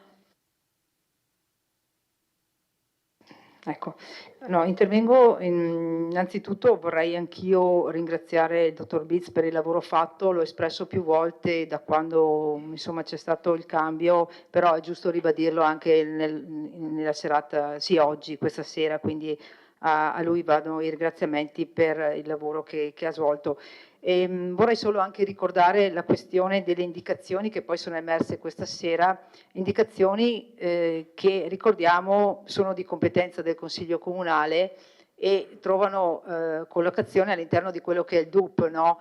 Perché all'interno del DUP c'è una sezione ben specifica dove sono indicate appunto le richieste o quantomeno diciamo, quello che il Consiglio Comunale intende portare avanti. Vorrei appunto ribadire il ruolo importante del Consiglio Comunale nel rispetto delle indicazioni che vengono poi portate del rappresentante che è il sindaco all'amministratore unico. Questo poi solo una notazione rispetto all'importanza, assolutamente mi trovo d'accordo, del recupero della scuola, la scuola Sauro, no, la nostra scuola di San Giacomo. E vorrei solo ricordare che c'è stato anche l'acquisto, no, da parte di Vittorio Veneto Servizi rispetto alla scuola, quindi sono stati già spesi 500.000 euro che magari con un'operazione diversa, dico io, potrebbero essere stati voglio dire, risparmiati magari con una concessione dell'immobile magari. Quindi voglio dire, ormai l'operazione è stata conclusa e fatta, adesso guardiamo avanti, però insomma anche questo passaggio forse poteva aiutarci in quello che è poi l'intervento vero e proprio.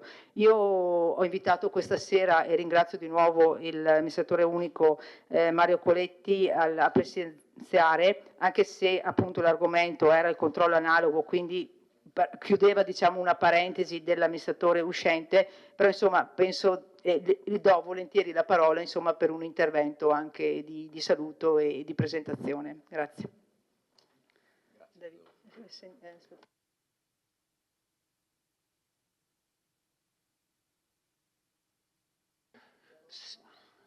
Allora do la parola al dottor Coletti.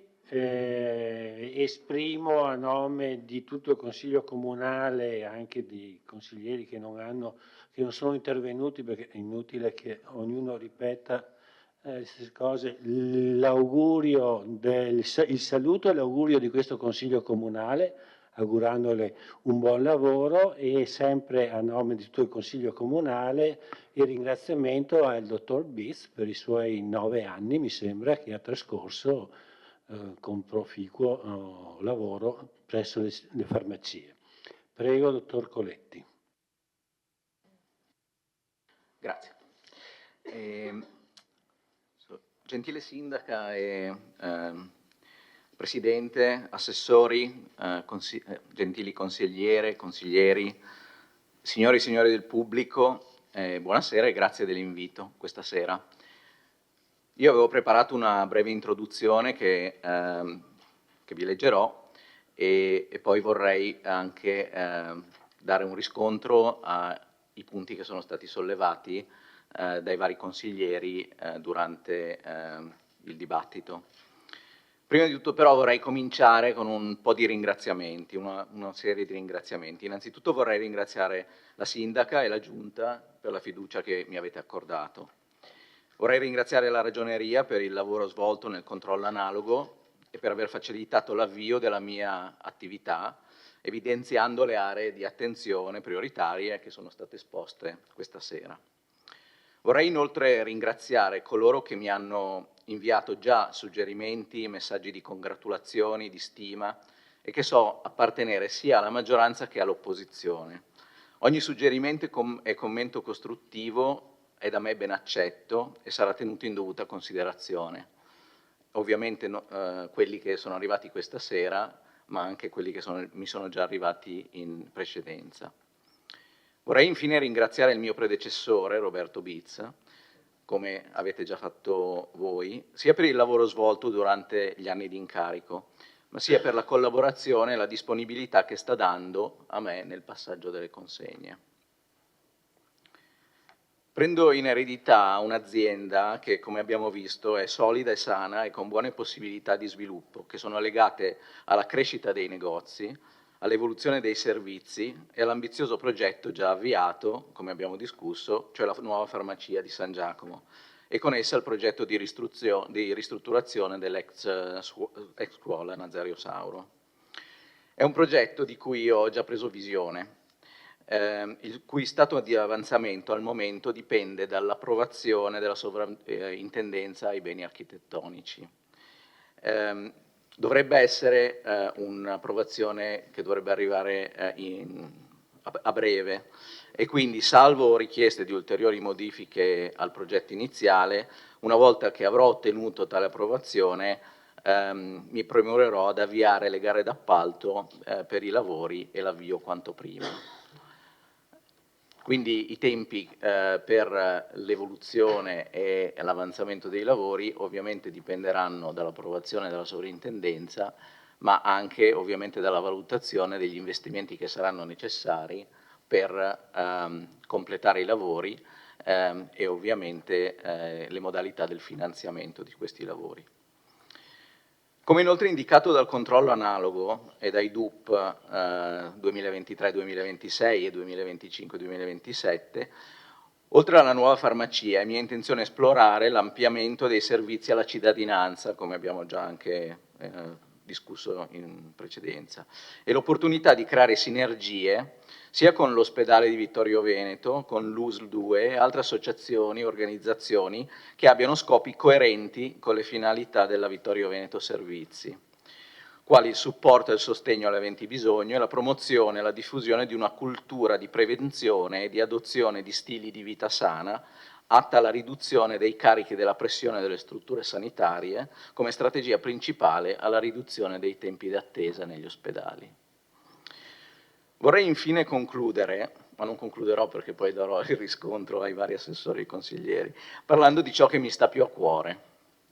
Nell'attività svolta nelle prime settimane del mio insediamento ho avuto modo di visitare più volte tutte le farmacie e conoscere quasi tutti i dipendenti e sono rimasto impressionato dall'energia, dalla motivazione, dalla professionalità di tutti i miei collaboratori. È veramente una bella squadra da cui possiamo aspettare ottimi risultati.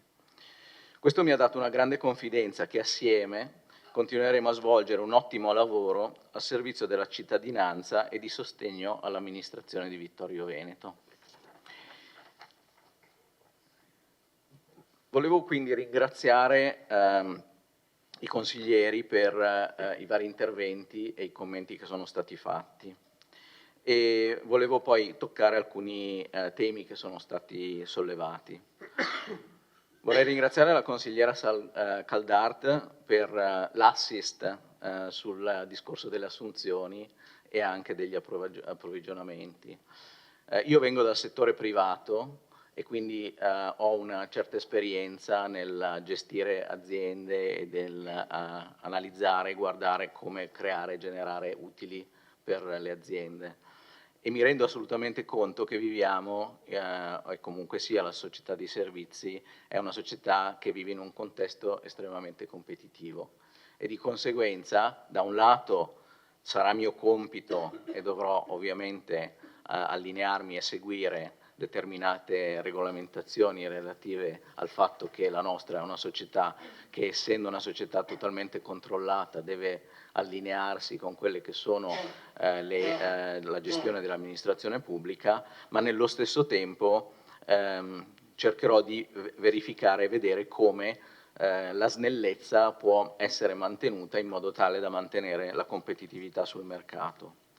Questo riguarda in particolare l'aspetto dell'amministrazione trasparente, l'aspetto della regolamentazione delle assunzioni, che è in questo momento già in opera, quindi verrà finalizzato assieme alla 231 che è l'anticorruzione, che come è già stato detto è in fase di svolgimento e dovrebbe essere conclusa entro la fine dell'anno o al più tardi all'inizio dell'anno del 2025.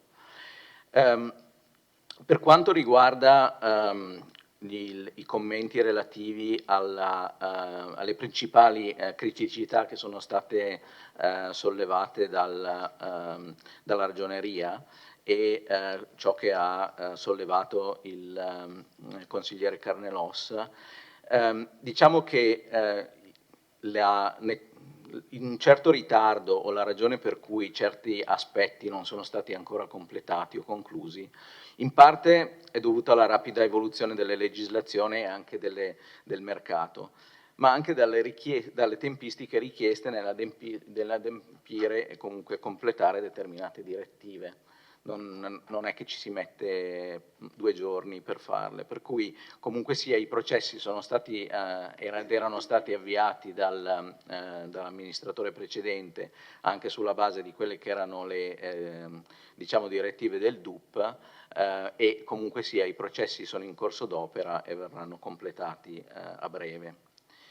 Per quanto riguarda l'aspetto sollevato dal consigliere Braido e comunque anche quello relativo al consiglio d'amministrazione, cioè quello della consultazione, premesso che la società è un SRL e quindi un organo monocratico che risponde a un'unica società, a un unico proprietario, faccio notare che i consigli di amministrazione sono tipici di società per azioni con più azionisti e quindi nell'ambito in una società complessa con più azionisti si giustifica la presenza di un consiglio di amministrazione. In una società monocratica con un unico proprietario, diciamo che in principio un CDA è semplicemente un aggravamento del peso organizzativo e dei costi per l'azienda, anche perché comunque sia nel caso in cui noi aggiungessimo o creassimo un CDA dovremmo anche considerare l'assunzione di un direttore generale che risponde al CDA e quindi comunque sia un appesantimento della struttura. Questo è un argomento che io ho già affrontato, un po' portando la mia esperienza, ma anche consultandomi con l'attuale revisore dei conti e anche il nostro commercialista. E comunque sia è un aspetto che siccome fa parte come ultimo punto del DUP 2024-2026, è un aspetto che approfondirò ulteriormente e quindi relazionerò il Consiglio una volta che avrò completato la mia analisi e avrò anche raggiunto diciamo, una conclusione con il Sindaco. Peraltro vorrei dire che nell'ambito della 231, che è il documento di anticorruzione, è previsto la nomina di un organismo di vigilanza. L'organismo di vigilanza è un organismo che, oltre a valutare e verificare la corretta conduzione dell'azienda da un punto di vista legale, è comunque sia un organismo consultativo. Quindi sicuramente questo organismo di vigilanza sarà un ulteriore supporto ed aiuto e comunque sia quello è legalmente richiesto e di conseguenza può essere diciamo, una parziale sostituzione di un CDA. Infine, per quanto riguarda l'ampliamento dei servizi, lo statuto della società richiede che l'80% dei fatturati sia allineato alla finalità della società e di conseguenza all'erogazione di servizi relativi a prodotti farmaceutici, vendita di prodotti farmaceutici e servizi relativi alla sanità. Di conseguenza, se volessimo esplorare altre attività di servizi, dovremmo considerare il cambiamento dello statuto e quindi una valutazione che richiederà parecchio tempo. Credo di avere coperto tutti gli aspetti, forse l'unico punto è quello relativo al progetto San Giacomo, di cui ho già parlato, però vorrei aggiungere una cosa. Il consigliere Caldart ha definito il progetto un investimento per la cittadinanza e io condivido la cosa e vorrei alzare l'asticella dicendo che secondo me il progetto non solo è un investimento ma è anche un'esigenza per la cittadinanza. È un'esigenza proprio per ampliare e migliorare quella che è realtà di San Giacomo e dare maggiori opportunità all'intera comunità, fornendo maggiori servizi tipo il polo ambulatoriale e quant'altro che è già previsto nel progetto.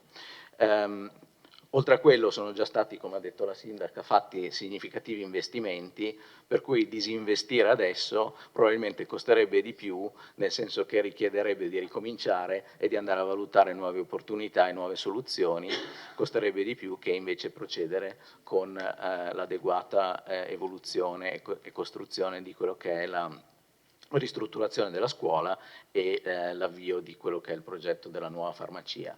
Detto questo, avendo un po' di esperienza privata e personale di ristrutturazioni, sarò particolarmente attento a quello che è il progetto della ristrutturazione dello stabile e di conseguenza anche i costi relativi alla cosa. Grazie a tutti. Grazie, dottor Coletti.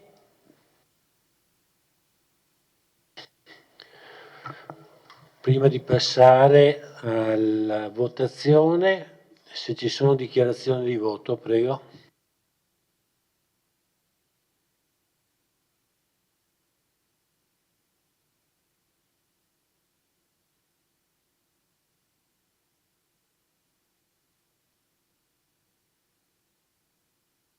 Allora passiamo alla votazione.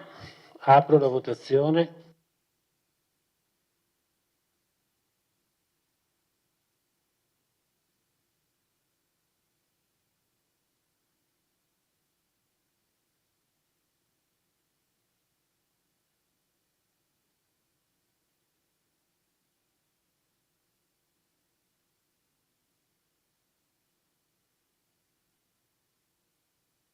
Hanno votato tutti, chiudo la votazione. La delibera approvata, favorevoli 16, astenuti 1.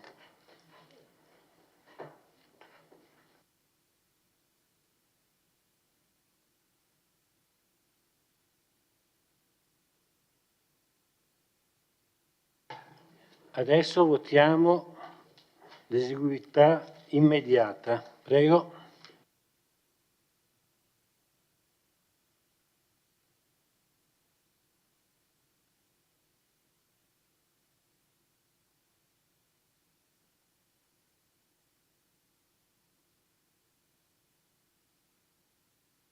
Chiudo la votazione.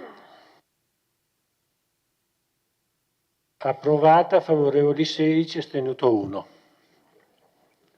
Adesso possiamo passare al terzo punto dell'ordine del giorno.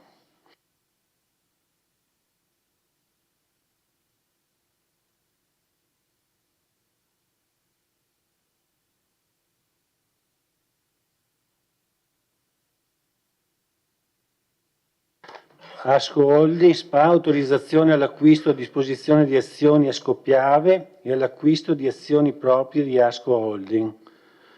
Relazione al sindaco Bagliana, prego. Grazie.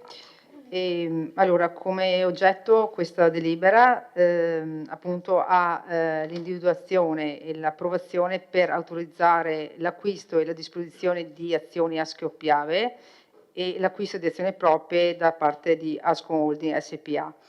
Premesso che fra il giorno 14 novembre è stata convocata l'assemblea degli azionisti e rispetto a questo viene chiesto a tutti i consigli comunali dei comuni che fanno parte appunto come soci pubblici di Asco Holding di esprimersi in merito a questi due punti, e cioè il primo, l'autorizzazione all'acquisto e a mettere a disposizione azioni di Asco Piave SPA, e il secondo, autorizzazione all'acquisto e disposizioni di azioni proprie di Asco Holding. Detto questo, prendiamo atto che questa azione di Asco Holding e l'acquisizione o la messa a disposizione di azioni della società Asco Piave è finalizzata a consolidare ulteriormente la partecipazione di maggioranza detenuta da Ascol Holding in Ascopiave, attualmente pari al 51,9% del capitale sociale. E questo permette anche a Ascol Holding di attuare quelli che sono gli strumenti per eseguire eventuali operazioni strategiche e di consolidamento, oltre all'ottenimento di maggiori introiti in sede di distribuzione dei dividendi da parte di Ascopiave, perché come molti di voi sapranno il maggiore dividendo, cioè l'utile che viene poi diviso, proviene per la maggior parte dagli utili di Ascopiave, quindi maggiore è la nostra partecipazione in Ascopiave come Asco Holding, maggiori saranno anche le disponibilità di utili, dei dividendi insomma. Considerato che Asco Holding propone che l'esborso massimo totale per l'acquisto delle azioni Ascopiave sia pari a 15 milioni di euro, per una percentuale massima pari al 3% del capitale sociale di Ascopiave, considerato che la società propone che il limite massimo di acquisto di azioni proprie sia determinato nel 20% del capitale sociale, evidenziato anche che il consiglio di amministrazione della società non ritiene opportuno chiedere all'assemblea degli azionisti di autorizzare la disposizione di azioni proprie di Ascon Holding, quindi non cedere, limitandosi a richiedere solo l'autorizzazione ad acquistare azioni proprie di Ascon Holding qualora ci sia la cessione da parte di comuni o anche di soci privati. Considerata l'opportunità di autorizzare l'acquisto e la disposizione di azioni di Ascopiave, nonché l'acquisto di azioni proprie di Ascon Holding, ai fini e con la modalità indicate nella relazione del Consiglio di amministrazione agli atti e qui richiamate, ritenuto di dare mandato al sindaco di esprimere un voto favorevole nel corso dell'imminente assemblea ordinaria di Ascon Holding, convocata appunto in seconda convocazione per il giorno 14 novembre, si autorizza appunto andiamo quindi a votare con questa delibera l'acquisizione e la disposizione di azioni Ascopiave ai sensi dell'articolo 20 dello statuto e l'acquisto di azioni proprie in caso di necessità di Asco Holding sempre ai sensi dell'articolo 20 dello statuto e degli altri riferimenti di legge. E quindi questo è tutto, il deliberato poi si richiama. E questo è un po' il quadro di quello che viene richiesto. Posso aggiungere solo che attualmente quello che sarà poi, non è oggetto di questa delibera, ma quello che sarà insomma l'utile che i dividendi che sono stati poi riscossi da parte del nostro comune lo scorso anno insomma era circa di 70.000 euro circa, quindi questi sono poi l'utile che arriva da Asco Holding, mentre per quanto 76, mentre per quanto riguarda Ascopiave si aggiriamo circa sui 42.000 euro e dall'ultima assemblea dei soci pubblici a cui abbiamo partecipato diciamo che il trend è positivo, ok? Quindi le prospettive per il futuro sono in aumento e non da ultimo anche per gli anni a venire, soprattutto quando si concluderà l'impegno di Ascon Holding, perché Ascon Holding ha un importante mutuo che sta ancora pagando, relativo anche all'acquisto di proprie azioni dal 2016 e quindi finito questo pagamento di mutuo l'utile a disposizione sarà più consistente anche per tutti i comuni. Ecco, grazie. Grazie Sindaco. Potete prenotare gli interventi, prego.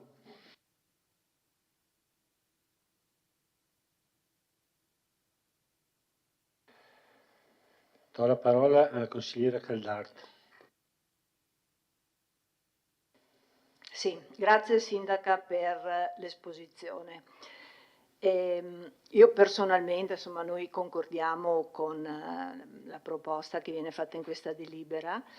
Ho solo una osservazione da fare che si collega anche a quello che lei ha detto. Cioè, in questa delibera lei ha parlato, premetto, giustamente del debito che Asco Holding ha.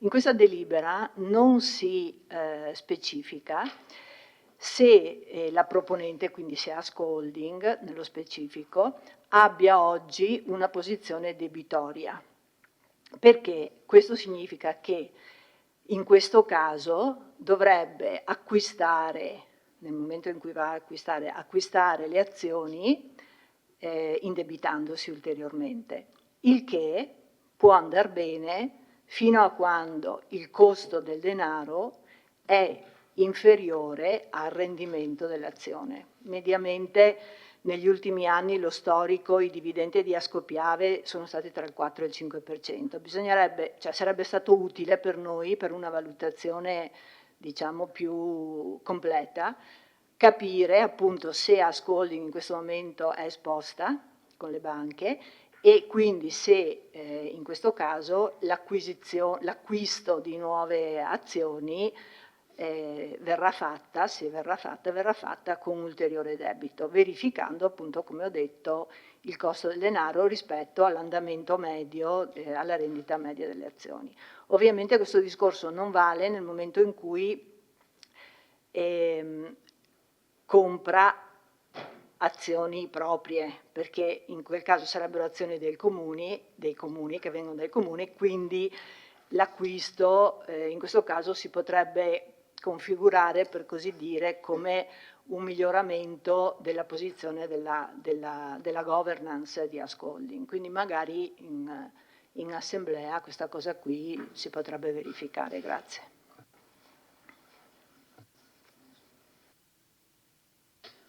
Grazie. Attendo altre prenotazioni se ci sono.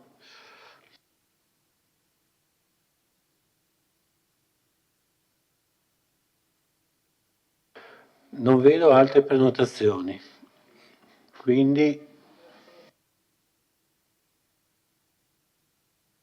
Sì, sì. No, volevo ringraziare la consigliera Caldart per l'osservazione che riporterò, sì, terrò in considerazione quando andremo in assemblea. E proprio sì, l'unica precisazione che vorrei dire è che per esempio l'anno scorso non hanno fatto l'acquisto di azioni proprie, okay, ad esempio. E quindi naturalmente il Consiglio di amministrazione, tra l'altro ha fatto la relazione, sì, comunque la giusta osservazione. L'unica cosa che vorrei dire è poi che questo mandato è anche temporalmente ristretto, voglio dire, no, all'azione, quindi ogni volta ci viene di volta in volta richiesto e quindi comunque terrò atto di quello che mi ha sottolineato e verificherò quanto detto. Grazie.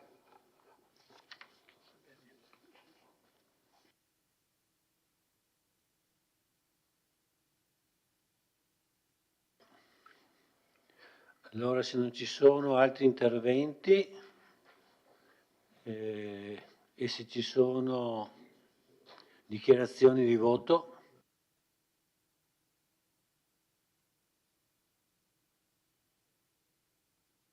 Allora non vedo interventi, non vedo dichiarazioni di voto, vuol dire che possiamo passare alla votazione.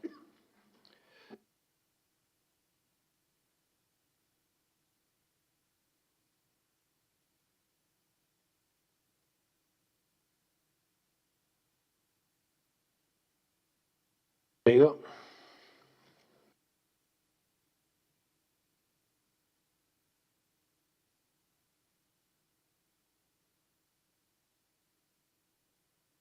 Allora hanno votato tutti, chiudo la votazione. Delibera approvata, favorevoli 16, astenuto 1. Adesso votiamo l'immediata esecutibilità.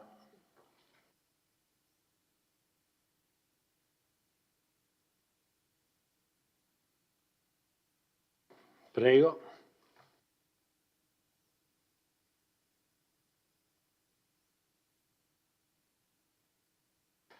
Hanno votato tutti, chiudo la votazione. Approvata, 16 favorevoli, 1 astenuto. Ed è concluso anche il terzo punto.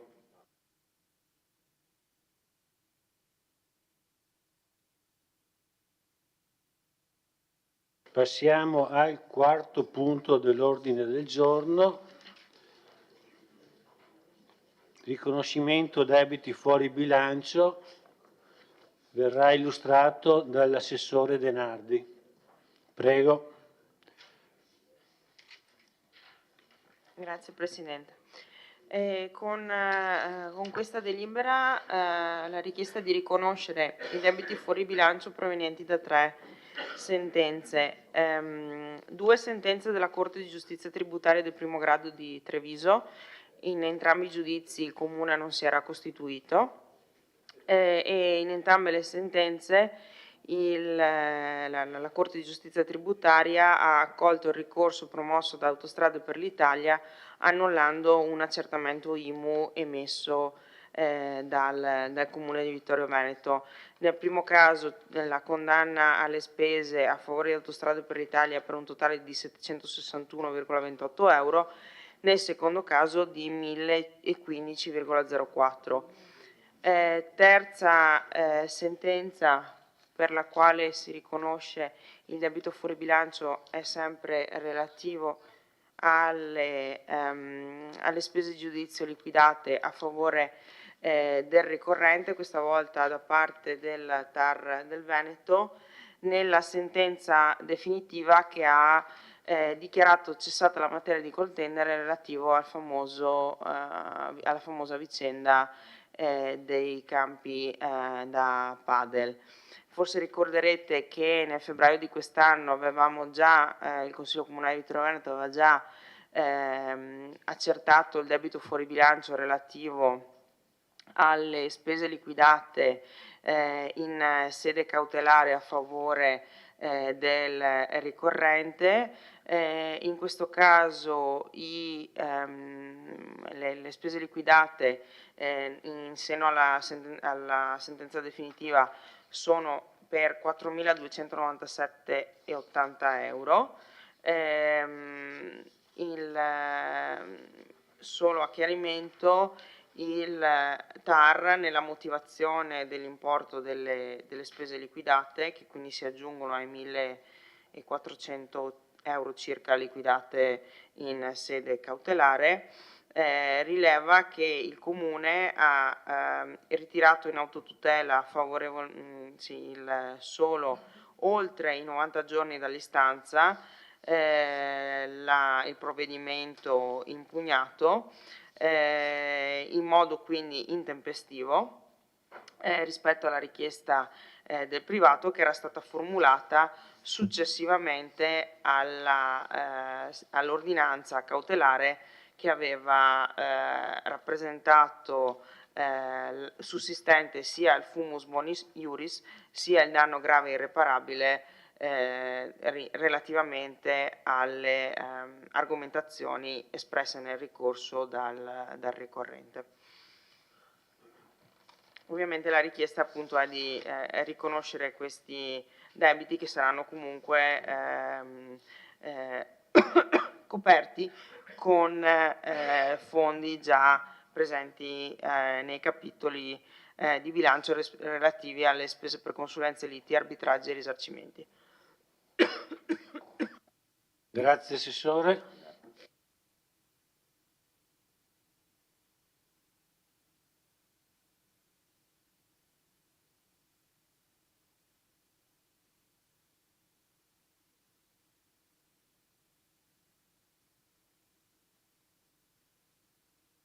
Ci sono prenotazioni? Vedo la prenotazione di Roberto Tonon. Grazie Presidente. Può capitare, anzi diciamo che capita a tutte le amministrazioni di ritrovarsi con dei debiti fuori bilancio, quindi somme per fortuna tutto sommato abbastanza esigue rispetto al bilancio del Comune, ma che talvolta così sono un po', lo metto fra virgolette, fastidiose, cioè provocano un certo prurito. Perché? Perché per esempio in un caso, quello appena citato dall'assessore Denardi, che ha spiegato in maniera molto chiara che l'amministrazione era stata intempestiva nel rispondere.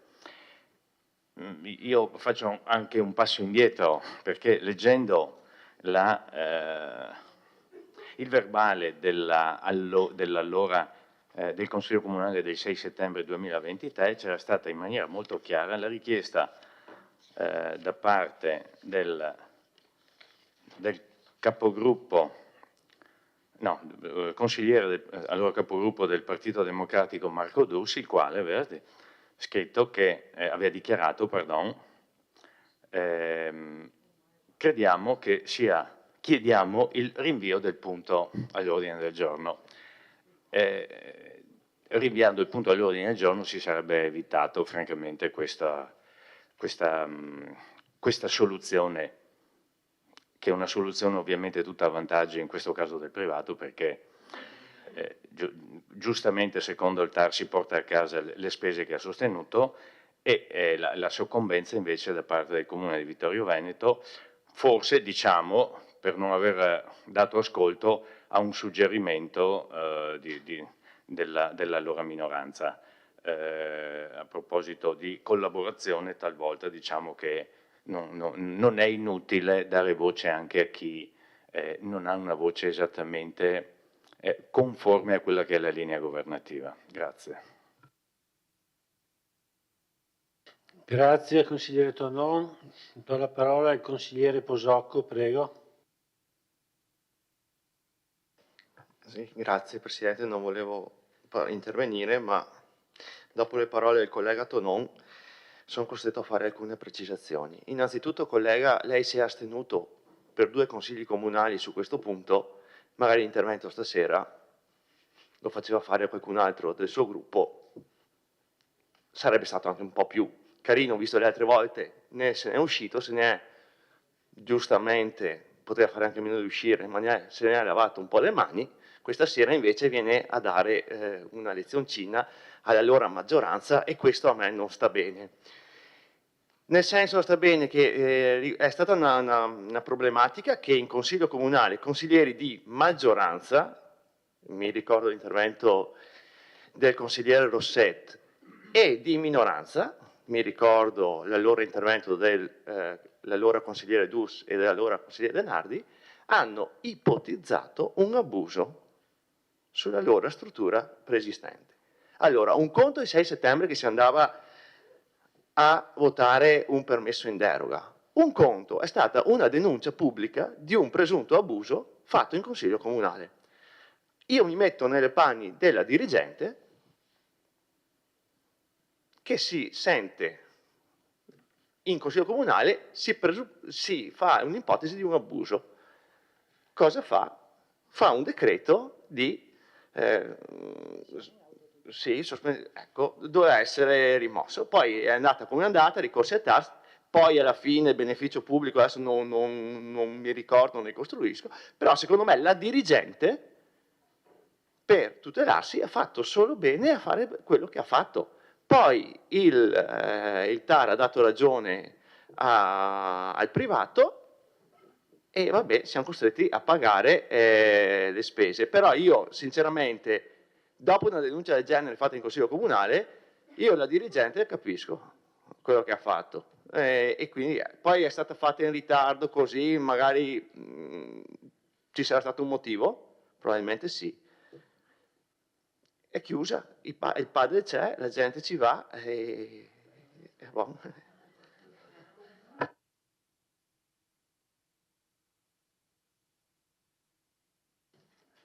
Grazie consigliere Posocco.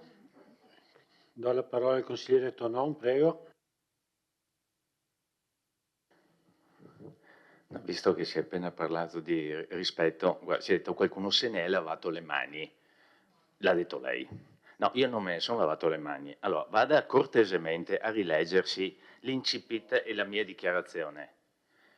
Non me ne sono lavato le mani, io ho solo dichiarato che onde evitare da parte di qualcuno qualsiasi possibilità, avendo una omonimia con chi amministrava la società, ma non avendo di fatto riconosciuto anche alla segretaria comunale una vera incompatibilità, ma per questioni di opportunità, visto che si dice molto spesso che ci sono anche delle ragioni di opportunità, ho preferito uscire. Però lei, se mi permette, dovrebbe distinguere le due cose. In quel caso si parlava nello specifico di un provvedimento, fra virgolette lo metto, no, meglio, senza virgolette, che riguardava una richiesta di un privato.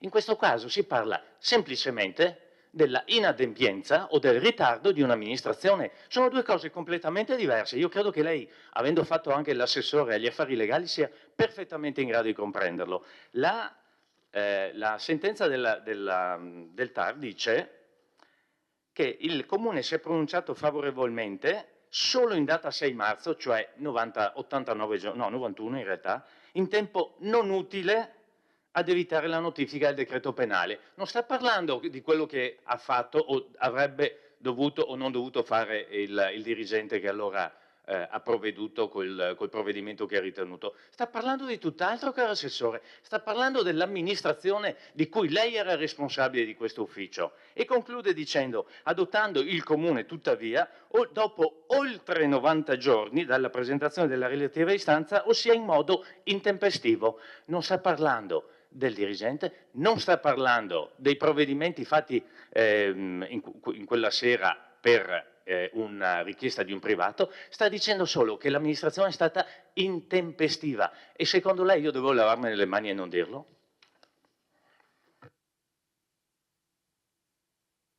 Grazie consigliere Tondon. La parola al consigliere Gian Antonio Darè, prego. Ma io sono contento invece che quella struttura sia stata messa in piedi, sono felicissimo, in un'area sportiva credo che molte amministrazioni ci invidiano.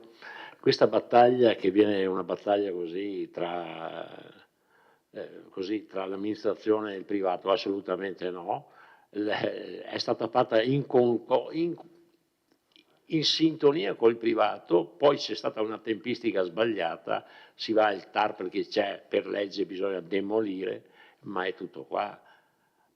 Allora cerchiamo di non puntualizzare, perché se no allora io puntualizzo che quando non siamo entrati in Ascopiave e siamo andati con Italgas e magari Carnellos è andato a testimoniarle proprio a Pieve di Soligo, ci rimettiamo 700.000 euro l'anno di dividendi da allora, quindi acqua passata non macina più, il padel è in piedi, è la fortuna e la gioia di tanti sportivi e l'intera comunità, non solo vittoriese.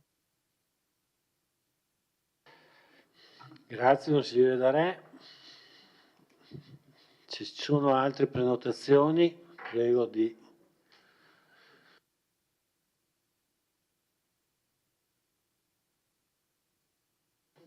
Do la parola all'assessore Denardi. Grazie Presidente. Solo perché sono stata citata.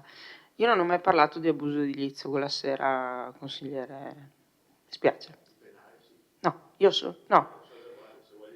non ho mai parlato di abuso edilizio. Ho chiesto all'ingegnere se il fatto che fosse stata fatta la richiesta pendente di 180 giorni cambiava qualcosa oppure no.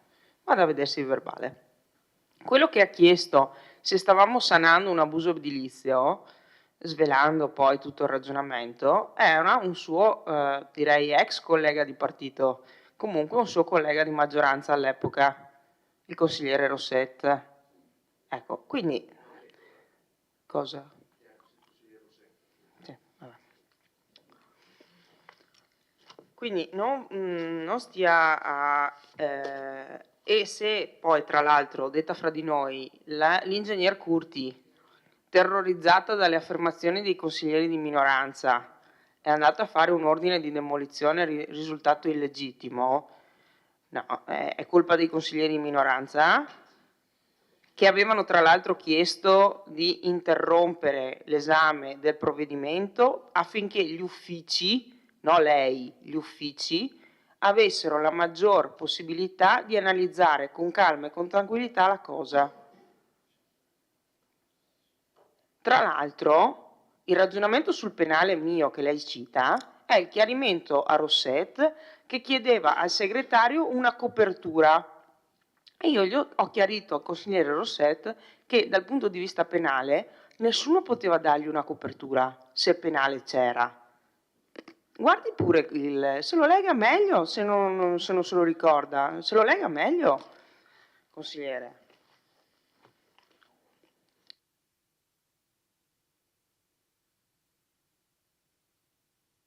Bene, avevo concluso l'intervento. Ci sono altri interventi?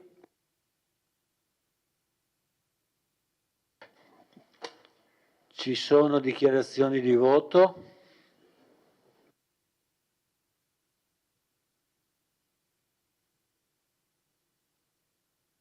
Non ci sono né dichiarazioni di voto.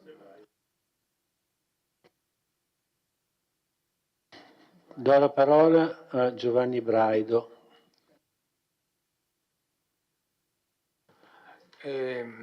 Solo per dire che il mio voto sarà contrario, perché ritengo ci voglia molta attenzione da parte di tutti, specialmente nell'ambito legale, e secondo me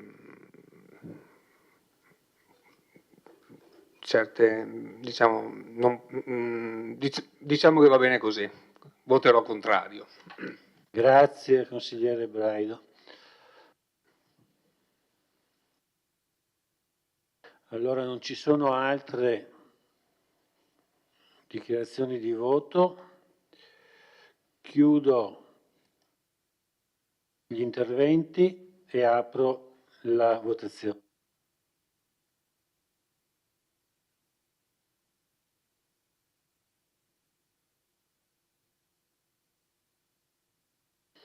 Prego, si può votare.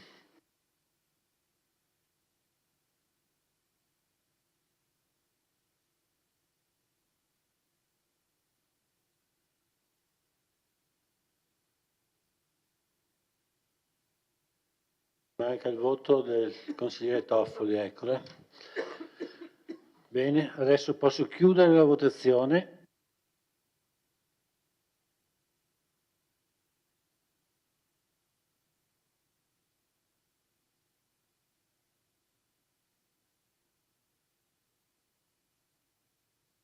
La delibera è approvata con 16 favorevoli e un contrario.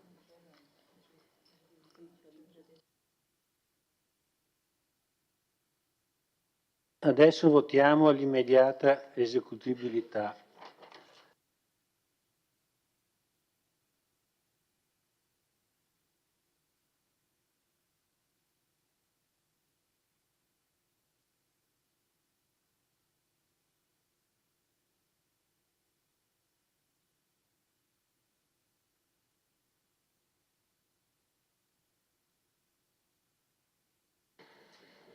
Bene, hanno votato tutti. Chiudo la votazione.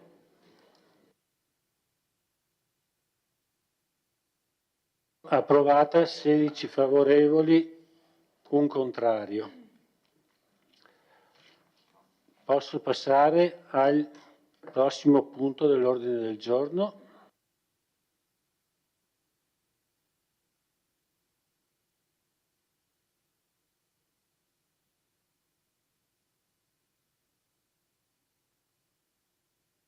Do la parola all'assessore Giulio De Antoni.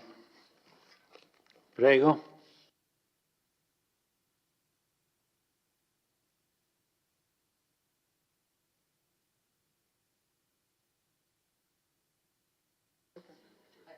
Ottimo. Una cosa rapida, diciamo, è prevista dal nostro regolamento della norma che quando vengono fatti dei prelievi dal fondo di riserva ci sia, quindi con delibera di giunta vengono autorizzati questi prelievi, poi al primo consiglio comunale utile venga data comunicazione di quanto è avvenuto. In questo caso, diciamo, sono stati fatti 2 prelievi dal fondo di riserva per quanto riguarda le spese notarili, che diciamo, il capitolo quindi era insufficiente per coprire le spese notarili per un atto relativo alla discarica di Forcal e un altro prelievo è stato fatto per restituire al Tesoro dello Stato l'importo di 4.500 dovuto a un maggior finanziamento che lo Stato aveva riconosciuto al Comune di Vittorio Veneto per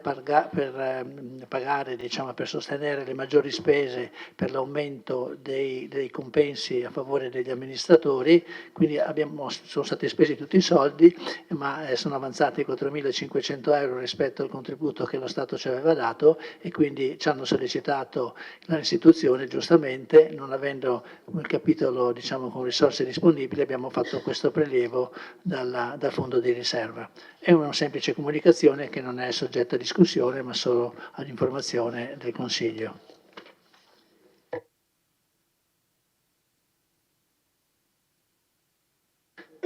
Grazie Assessore D'Antoni, quindi il Consiglio si chiude qui, non c'è votazione. Ringrazio tutti quanti e do appuntamento per la prossima seduta. Grazie a tutti.